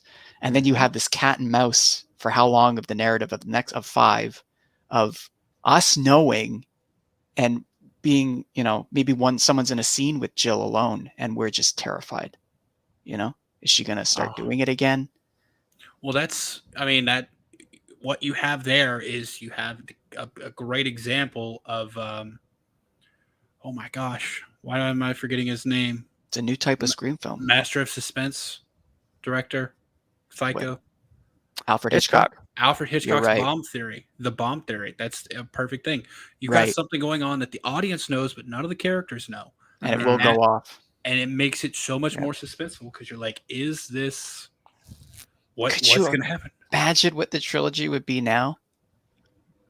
Because then I would assume you would introduce a new Ghostface that's unrelated to Jill, and now they're coming after her, but she's a killer. And then she's like, I'm gonna kill Dewey, and I'm gonna make it look like they did it. That again, though, the writing, you'd need Kevin on that. You'd probably need Wes on that. You'd need a few heads to really make sure all the I's are dotted and the T's crossed. But Wes and Kevin, I can dream. Oh yeah, like my dream would be, first of all, you go back to 3, you give us the original 3 with Stu coming back. That sounds amazing. You give us the original 3. Then I'm assuming 4 would stay how it is, like because there's nothing Yeah, saying probably. 4 couldn't still happen. Right. Then you go that route. I've always said, or not always. This is something I just realized the other day because I've heard what 5 was supposed to be with Jill surviving and everything. Yeah. And I've always said, I don't really like that. It does not sound like a Scream I would enjoy. Yeah, I remember not thinking so at the time, yeah. But the more I think about it, I immediately think Wes Craven would have done it in a way where I loved it. Yeah. Because he's that good. Like, he would have made this movie in a way where it is amazing. Even though bare bones concept doesn't sound like something I would like, he would make it the way that I like it. So I remember Kevin's 100%. tweets about that saying, I think someone asked, like, so are you just writing 4? And he says, 4 is done and it leads into 5 and I have a treatment for 6. That's right. And then the movie came out and it was like, wait, what? Where is this going to go? And then someone asked again, I think, and he said, oh no, that was all shot down and it didn't do well box office wise. So it looks like those ideas are done. And I still remember that, like 10 years later, seeing that and being gut punched, like, oh, we're not going to get Scream for a while. I mean, could you imagine having 6 Wes Craven films, Scream films? Oh my gosh. It's an embarrassment of riches. He would have done it too. He passed in 2015. There was ample time to do it. Oh, he absolutely could have got him in. Yeah, you bet. Golly, too bad man. the Weinsteins didn't get taken down earlier. I know. Right? Seriously. They screwed 4, right? We know that. Like, the reason we got the 4 we have is because of them, right? Yeah. Okay. Well, they killed the marketing for the movie. Like, no. I mean, like the actual ending of the film. Like, they went to Wes and Kevin and said, "No, we don't want Jill to be." Isn't that the story? I don't think I've heard that. I don't think. So who changed it? Maybe Wes didn't like it. I think it was Wes that did that. I mean, and I've heard the maybe. Weinsteins interfering with 4 a bunch. And I know that, but I don't recall a specific conversation about the ending though. But you know what? At this point, I wouldn't put anything past what could have happened with them. Well, that'll be the next 4K release, right? So we'll get special features and maybe some. Yep, 3's next, and then 4 should be next year. I can't wait for 4, man. Oh, what if they did a 4K release, but they removed the filter? I heard they were going to do that. I've heard that was. I've seen photos coming around that don't have the filter on, like photos from the film that without the filter. And I'm like, doesn't the trailer not have it either? I don't know. I don't remember seeing the trailer. That's another thing. I can't remember seeing a dang trailer for the movie. Oh, I do. I remember there was publicity up here in Canada, and we heard. Well, they must have spent their money in Canada. Yes, must have. They didn't spend it here. Opening night downtown, 350, 400 seats. It was the greatest theater experience of my life. That's awesome, man. People screaming at the screen and not minding it. Usually I care. Not minding it because it was still loud and everyone was into it. And that Jill reveal. It's a shame. If the Weinsteins would have just given their love to the production, if Wes would have had their love, he could have done so much. Kind of like these guys here singing about love. I had to love, I had to love, I had to love, I had to love, I had to love. What the hell did I do with them? I had to love, I had to love. What the hell did I do with them? I had to love. Wow. I was looking to see, is that really these people, or is there just someone like very badly singing as like a voiceover of the audio to make it? I think that's actually them. It's them, dude. It's actually them. I hope this is a skit of some sort of comedy. It was a public access performance for a talent show. Oh, or a lack thereof. No one told them. Yeah, honey, go on up. It's gonna be great. Wait, you have to have talent to do this? Oh yeah, I don't know about this. I went hunting for public access TV talent shows, and I found all these super chat clips. These people were auditioning to try to win on this talent show. It was like a Star Search type show, but it was a public access version. Hey, good night. That sounded scary. Good night, Kyle. Nah, man. Take care, buddy. Let's see. I got another super chat here to get to because they do go to the front of the line. And Kimberly has sent in a $5 super chat. Thank you, Kimberly. Someone said the core 4 should be the entire opening kill. Talk about a bloodbath. Oh my gosh. I'm telling you, our jaws would be on the floor. On the floor if that's how the movie starts. I couldn't imagine. Forget I'd be Casey stunned. Becker. It probably want to be one of the most shocking moments in the history of horror. I'm just It saying, would. man, like if you structure Yeah. all the marketing, you make it an extended opening scene, obviously, Right. because Yes. you structure Yes. all the marketing, every trailer off that opening scene. You don't show anything else beyond that. That's right. We And would then figure it out, though. You know that. Probably, you probably would. However, who's gonna go? If I told you right now, I had 100% confirmation that Right. every single core 4 member was dying in the Yeah. opening scene, you wouldn't believe Dude. me. No one would. No. They'd be like, no one way. would. You go in the theater and you see it though. You're not gonna know what to expect the rest of the movie, but you will know this director is serious. Oh yeah. It would be Psycho. It'd be 40 minutes in losing Marion Crane. Now where are we going? What's happening? Yes. Yes. It would throw everything off balance. Which would Which be is awesome. which would probably be good. It would be great. People, I'm just going to throw it out there now. A lot of people would be absolutely ticked off. Oh yeah, they would hate it. They'd give it a 1. You bet. Oh yeah, and they would. And you know what? They're going to come back and revisit it. And that's the thing. They're going to rewatch it at some point, and then they're going to see how brilliant the rest of the movie could be. I'm not going to say the rest of the movie will be amazing, but if you do that, all expectations are out the window. Unfortunately, Hollywood is run by execs who just try and make money. So they're going to say, well, no, that's the dumbest thing ever. We're not doing that. Yeah, who's going to make me the most money? We're going to make a bunch of money opening weekend and no repeats. But you know what you could do if you did that? You wipe the core 4 at the beginning. You bring back Gail, Sydney, Kirby. Dewey. You bring back Stu. It's a reunion. It's like an old school Scream movie again, dude. We should talk about that. Do you think we're getting core 4, Gail, Kirby, Sydney? Probably not. I don't think so. I think it's too many. They made a lot of money on 6, so I could see them saying, yeah, everyone's coming back and we're upping the budget a bit. Right. I think that's too much. If I'm just gonna say that list you just listed off, if all of those come back, one of them has to be opening kill. Yep. Because they can't all come back to be in the entire movie. Which is why you get rid of Mindy and some new person, her new girlfriend, a new actress. Boom, they're gone. And you get rid of, this is gonna hurt when I say it. You get rid of Mindy and Kirby. It's not crazy to think those two would be hanging out talking movies.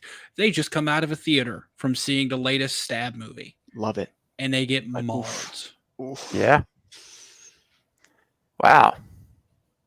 Then again, we thought, like I told Craven, I said before we saw 6, I said, wouldn't it be cool if by the end of 6, Kirby is wounded and we have the same ending for her as 4, where we don't know if she seems dead, but they can bring her back. And then they didn't do it, but you know. Yeah. So it's like we already thought we lost her. So yeah, I guess if we get her in another one, even opening scene, that's 3 films for someone where most people get a couple of scenes and they're gone. Right. Well, we've discussed it before. Kirby is following the same trajectory in the new trilogy. Or no, she's following the same trajectory as like a Cotton Weary in this new trilogy. Yeah, because she was only referenced on screen, like on a secondary screen, obviously. In 5, she was a minor character in 6, and in 7. Opening kill. Saying, yeah, as I say, opening kill would make sense for her, depending on how much they want to like mirror 3. So maybe she's just not in it, and then we lose that. We don't have to pay that. We don't have to write around that. We don't have to worry about bring in Sydney and cut Kirby. Get Kirby Sydney in there. Spinoff show. I'm telling you, Kirby spinoff show would make them a lot of money. You get more Scream content because she can be. There's got to be other killings that aren't related to the big events of the movies. So I just say like have a spinoff show where like does it tie into the show too? I never saw the show, but does it tie into that? And that's the spinoff show talking also about this, because it's the same universe, right? I don't think so. No, not historically, but they can make a new one that would be. At least the first two don't. The first two seasons are definitely not. The third one could argue that it's in the same universe since it's got the same, since it uses the same mask, the same robe. You could argue the third season, but I think it would be great if like Kirby throws out like Brandon James and something like she went to investigate those, but it was already taken care of when she got there or something. I think like Paramount, they love streaming. It would make sense. I know, man. And they still love money. And you think about it, like you could do exactly what the MTV show did. Just be like, give us a minor, like the events of the movie, but spread out, but not quite as significant. If that makes sense. Like, we still care, but it doesn't affect the main movie series, right? And then you can have pop in, I guess like a Marvel thing. Yeah. Kind of, yeah. Like I want it to be connected, but not impactful to the. You could literally have Kirby pop in for a couple of minutes in the film, and I got to get back, but we found this evidence. Blah blah blah blah.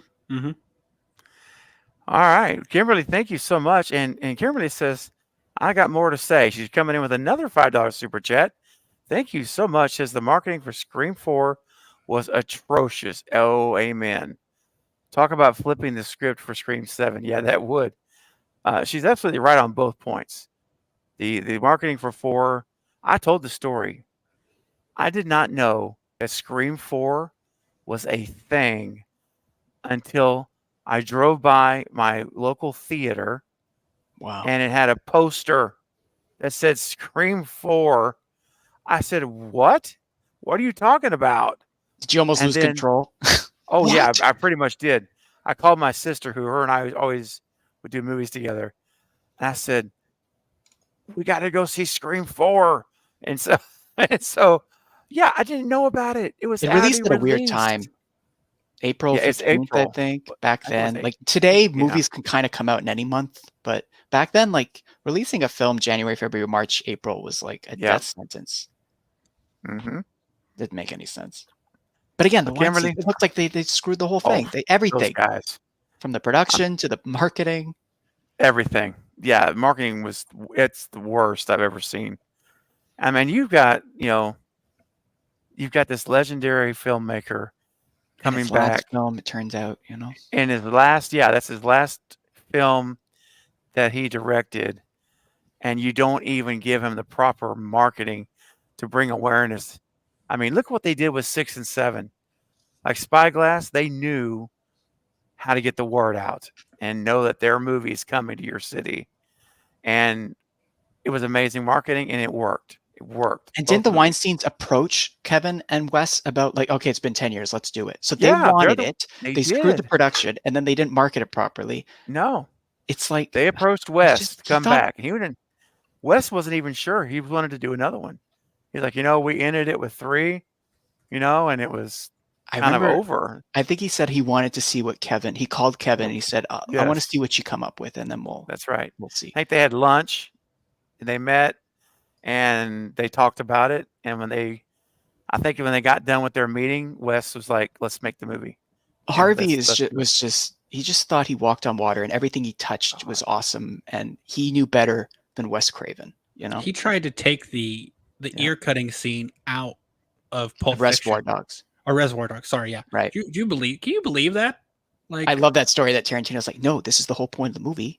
Yeah, but it's a movie that everyone can go and give us, he doesn't say this part out loud, but it's the movie everyone can see with their grandparents if that scene's not in there and make money. Right. Yeah, but Quentin, I'm can't thankful. Believe he won that one. Oh, Quentin is one of my top 5 directors of all time. That was his first, right? And he went up against Harvey Weinstein and was like, no, we're keeping this torture scene. And he won. He won against Harvey Weinstein on his first feature, his first anything. Like he didn't do short films leading up to this. Right. He had one other film that he started to make, didn't work, ended up scrapping all the footage, and then he wrote and made Reservoir Dogs. then his next feature, he won an Oscar. So, like, I think Quentin Tarantino's pantheon of greats. Tarantino tells a story, I think it was on Rogan or Stern, and he says, I looked at Harvey and I said, no, we have to keep it in. That's the whole point. And then he's like, there's like this 10-second pause of just silence where Harvey goes, Harvey says, all right, we'll keep it in, but I want you to remember who greenlit it and who allowed it. Me. Wow. All powerful me. Like, he's such a... Well, you know what he was doing on the casting couch. Oh, yeah. That tells you how sleazy and no integrity this guy was. And everyone was telling us. Everyone was, Courtney Love said it. Rose McGowan said it. Seth MacFarlane said it at the Oscar announcements. I'm so glad that Wes put in. That's kind of why I love 3. I know. Yeah, put Milton in 3. Amazing. Yes, it was I'm amazing. just wondering. I think Harvey was probably so stupid. That's what I think too. He didn't realize it because well, we're all like this because I'm like this, so everyone else must be. If he's, right. I mean, it's fair. He probably didn't realize he was like blatantly being called out. Right. I don't think he did. And I think it was amazing. And then on the assembly cut, when there's footage of Cotton on the phone, and when the girl calls the female voice that we know is Ghostface, and starts flirting with them, he's like, "Hang on a second," and he says, "Look, I'll have to call you back. Harvey's on the line. I'll have to call you back." Oh man, she says that. Harvey's on the line. I got to call you back, and it was cut from the version, but it's there. I'm like, oh, that's hilarious. I love that.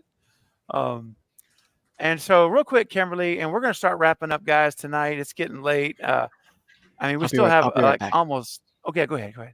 We still got almost 40 people here, which is amazing.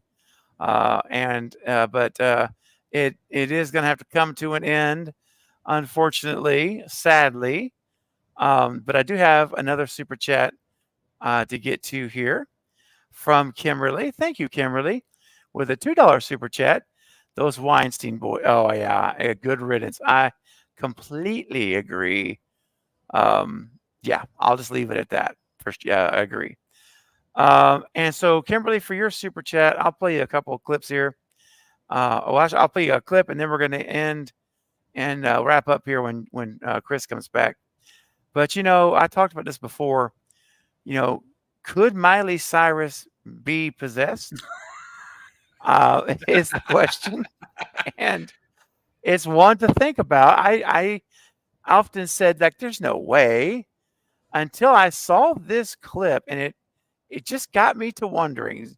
I'll let you be the judge for yourself. Here we go. The journey is usually the part that you remember anyways. And he's not here, Mrs. Torrance. It's possible, man. Possible. I mean, like I say, I'll let everyone make their own decision on that, but some to ponder at least. What's up, Ghostface Fanatic?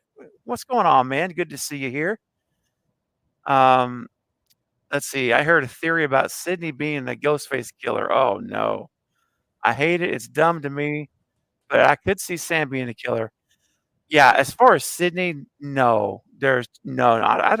Eric, I don't think Sydney would even come back to do that. I think she would. No way. I don't think Nev would even entertain coming back. I don't think Nev's going to come back if the character's going to get killed, and I don't think Nev's going to come back if they're going to like slight the character in any way. Now, if there's an arc where she has like a little bit of a dark turn, like maybe defending her kids or something, I don't think that's out of the realm of possibility of her character getting a little darker in tone, because that's a character arc. However, all out being a Ghostface, if you're going to be the Ghostface of a movie, there's got to be an established motive why. There's got to be people that you are hunting and a reason for hunting them, and it doesn't. There's nothing you can give me that shows Sydney would ever do that. No. Agreed. Kimberly is saying good night. She says it's getting late. It is. That's why I've got to shut it down too. Today's Wednesday, so I'm going to call this a night. All right, Kimberly. Thank you for all your generous super chats tonight and for being here and being a great part of the community, Kimberly. It's a real pleasure having you here. Thank you so much. And I'll see you on the next stream. And Ghostface Fanatics, congratulations to you, man. 15 months as a channel member. It is fun to theorize about Scream. And I'm so glad you're a member here. And it's just great to know you, buddy. And I'm going to have you back on the channel very, very soon. I would love to have you back on the panel. Also, guys, before we wrap up, I want to remind you guys of something very important. This Saturday, the 19th at 9:30 p.m., I have a very special guest, Scott Leva. He's an Academy Award winner and an Emmy Award winner. He was an actor on the cast of Red Eye. And he's the first person that I'm going to have the pleasure of meeting that worked with Wes on Red Eye. He was one of the actors on screen. He was a bodyguard for the Senator Keefe.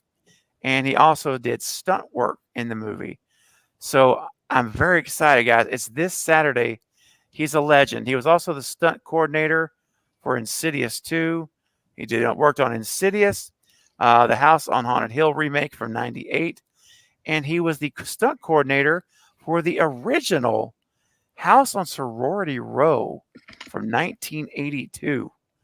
And that is, he is basically a stunt work royalty in the business. And he will be here at 9:30 Central this Saturday. So we're going to talk about Red Eye and working with Wes, and we'll touch on these other films as well. But I hope you'll be here for that. And then just 2 days later, on Monday, my buddy Zach Cherry is going to come back and visit. We're going to be talking theories and wants for Scream 7. So I haven't had a chance to talk with Zach about Scream 7 and where we're at. So that's going to be a fun discussion. And I hope you'll all definitely make time to come hang out with us here. And then, of course, I went out of order because I meant to show you once again this Friday, 10 a.m. Central, if you're able to. Join us for a live watch party of Wes Craven's Deadly Blessing. All right. So I just wanted to share those with you guys. And we're going to start to wind down. Now, listen, I need to make sure that you guys subscribe to my guest, Chris over at Discover Montreal. I always call Chris, and I didn't do it in your intro, Chris, I should have, but I refer to you as the ambassador of your city. And I really mean that. I seriously mean that. He is an ambassador for his city. He's passionate about Montreal.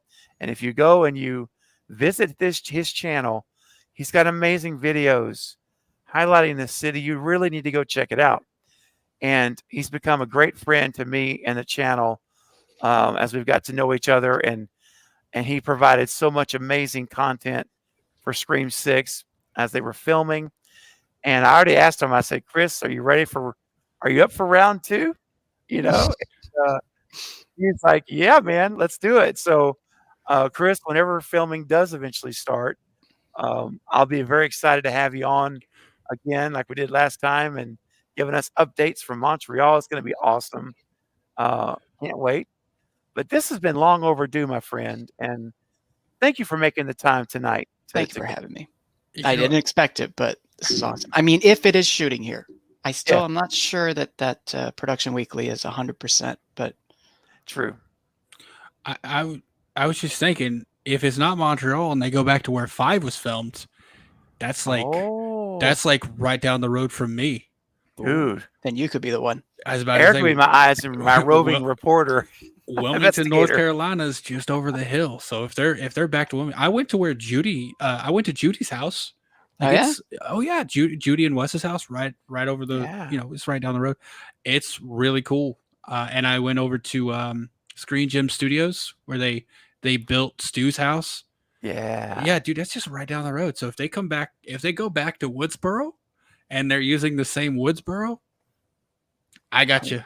Dude, man. Who knows at this point? We got the hookup here, guys. I'm telling you, guys are amazing, and I appreciate your friendship over everything else. Thank you. And everything else is a bonus. But that's I appreciate you guys so much, and this was a great time, Eric. And I want to thank you as well, my friend, for jumping on, helping me and Chris break the news tonight about this production weekly. This was a lot of fun, man.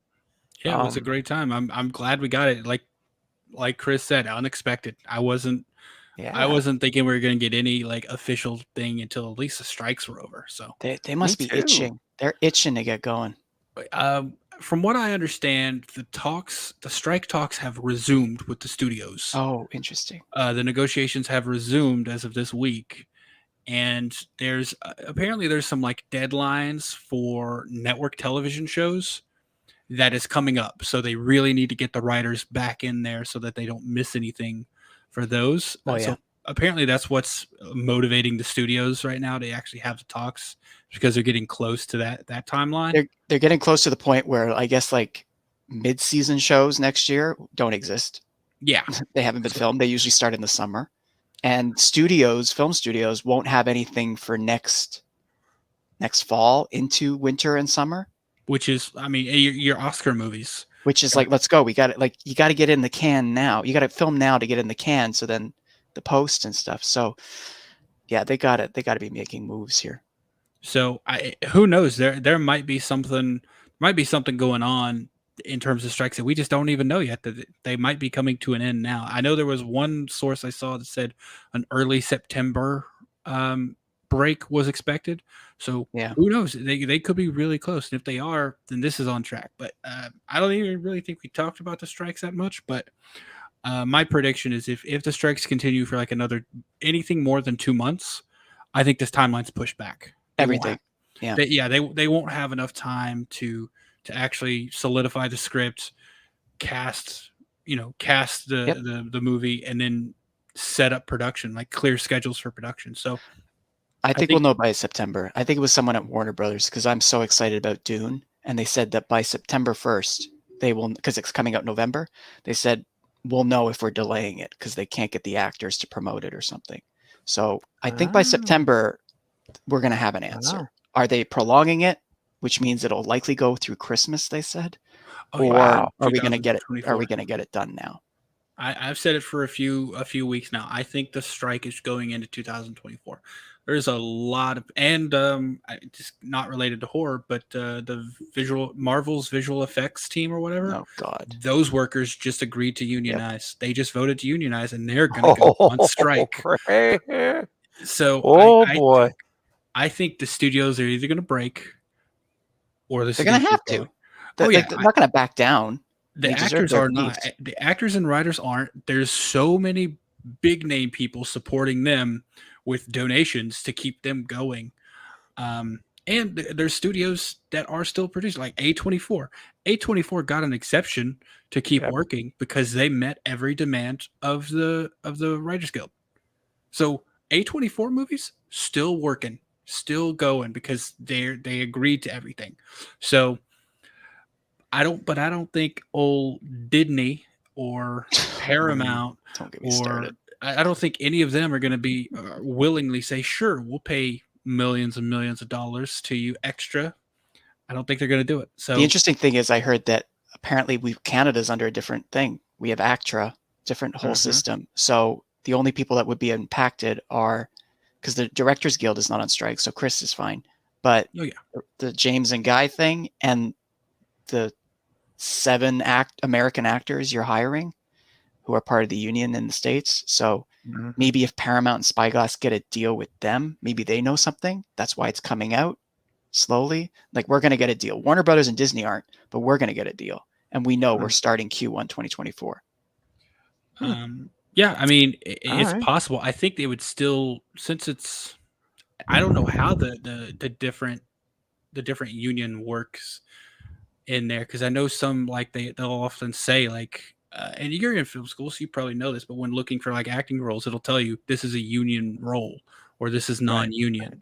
Yeah. So if it's a union project, I'm sure SAG would be involved. And I don't think we have ACTRA, which is the Canadian agency. So like all the extras in Scream 6 are all Canadian. Like, I know a lot of them. The guy who played Paul 2.0, who wasn't Paul, like that's a Montreal comedian that just has a YouTube channel, I think. So he's under ACTRA. So it's not the same. I don't know how it works. It's like the American money comes funneled in here, which is changed to Canadian, and then they're allowed. But unfortunately, an American film shooting here has American above the line names, and they're under the American unions. Yeah. So they're not allowed to work regardless they of where could they are. completely recast all Canadians. All Canadians. Let's go. Hey, Sydney will change her. I was going to say. We'll change it to back to actor. I was about to say she's still part of SAG though, so it would be like you'd have to get. And here's the thing though, it does. If you look at the SAG strike, and this is the last thing I'll say about it. If you look at SAG's website, Screen Actors Guild website, it says all the members have to follow these rules. But then it also says, or if you ever want to be a member, yes, you have to follow these rules. So they're basically threatening you. You're not getting into SAG if you break this. This puts up so many questions, though, because, like, I feel, Eric, I think you're right. I think it's going to keep going unless they just stop being greedy. If it keeps going, if you're saying Q1 to April 19th, and we're shooting in Montreal, that's because we need a winter setting. If you delay it now, April starts warming up, the trees bloom. Now is your script not compatible anymore and you have to wait another year for winter? Like, there's so many questions here. It's fascinating. Yeah, that's great and stuff. This is another reason I've said before. I don't want a gimmick setting. Yeah, I want a setting that doesn't matter. That it's just a good movie set in a place.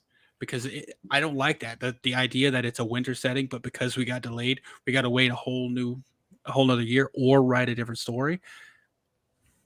Or they know that winter lasts a long time here. We still have snow in April. So they know, even if we're delayed a couple months, we still have snow in April that we can do all the insides now and then shoot winter later. Oh, that's cool. Yeah, I mean, that's a good idea. Sorry. Yeah. I saw your message, Steven. Sorry. Oh, you're good. It's talk for hours. Go for hours. Oh, I love it. I love it. I'm just my tank is out. That's all. But this is a lot of fun. I was only going to I plan on streaming for like an hour. We went 3 hours. So that's awesome. We got bonus time. And it was a great conversation. So, Chris, I would love to have you back on very soon, brother, if you're up for it, man. Maybe we can get something in September and we can kind of revisit some of this stuff. And, Yeah, and I told you in the message quick, I want to because I got one of these, right? I had it shipped from the States. Yeah. But now they just released the new one, right? The aged one. It's not available in Canada. So I'm asking Craven's fan base and subscriber base. I think it's released I think I can get you one right down the road. Oh yeah. If I can, I'll hit you up and. Awesome, Eric. Or someone out there is like, hey, I know one, and I can get it up to him, and we can figure that out. Message me on Instagram or something. I'd really appreciate it. Yeah, they Spirit Halloween, I believe, right down the road for me. Just you can get it on their website. The first one I looked at a few weeks ago didn't have it in stock. They had a ton of Scream stuff. They didn't have that one, but I think they just restocked a new one. So I believe they have one. I'll go double check. Everywhere I've found it, I say it doesn't ship to Canada. Amazon.com doesn't ship to Canada. That's product. Crazy. Yeah. Why? Makes no sense. They ship other to me. stuff. If I want to buy something else on Amazon.com, it'll work. But I have to go to .ca, and it's not there. You know what's crazy?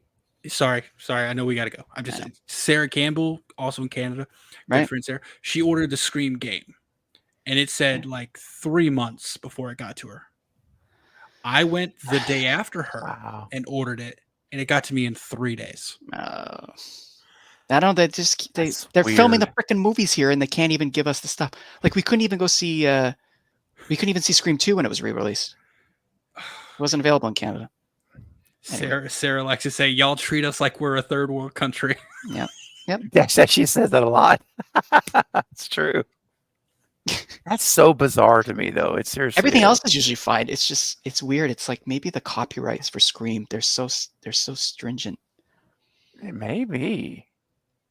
Hey, real quick before we go, I just got to say, that's awesome, dude. I have to say that if you've not hit that thumbs up button, please do so. We're at 78 likes right now, and I'm 79. And I bet you we can pass 80, guys. So we're almost there. So if you're here and you have not hit the thumbs up button, it will really help this stream as it goes into replay mode, which is what's going to happen as soon as I end it. And then it will be like a video, and it will help more people be aware that it's out there. So if you want to help the stream do well, then let's go ahead and hit that thumbs up button now. if you haven't already, and let's get it to 80. At least get it to 80. Well, guys, listen, there's a lot of great questions and comments that I was not able to get to tonight. But just know that, the next live stream I have, there'll be more opportunities. But I want to thank you all for being here. Thank you, Eric, and to Chris. I'll meet you backstage in a second. You guys are awesome. Everyone, go subscribe to Discover Montreal. The links are in the chat. Denisha put them in there, and she's putting them again right now at the end. Perfect. Thank you, Denisha. Thank you, Denisha. There's Thank you. Chris's channel. Yep. Go smash that I'm so subscribe close button. to 30. I'm so close to 30,000. Oh, let's get him. Guys, let's get Chris to 30,000. Come on.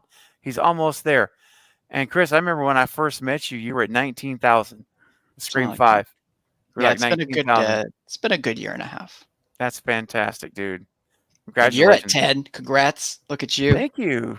Thanks, man. You're at 3, right? Something like that when we met? Like 3,000, I think so. Yeah.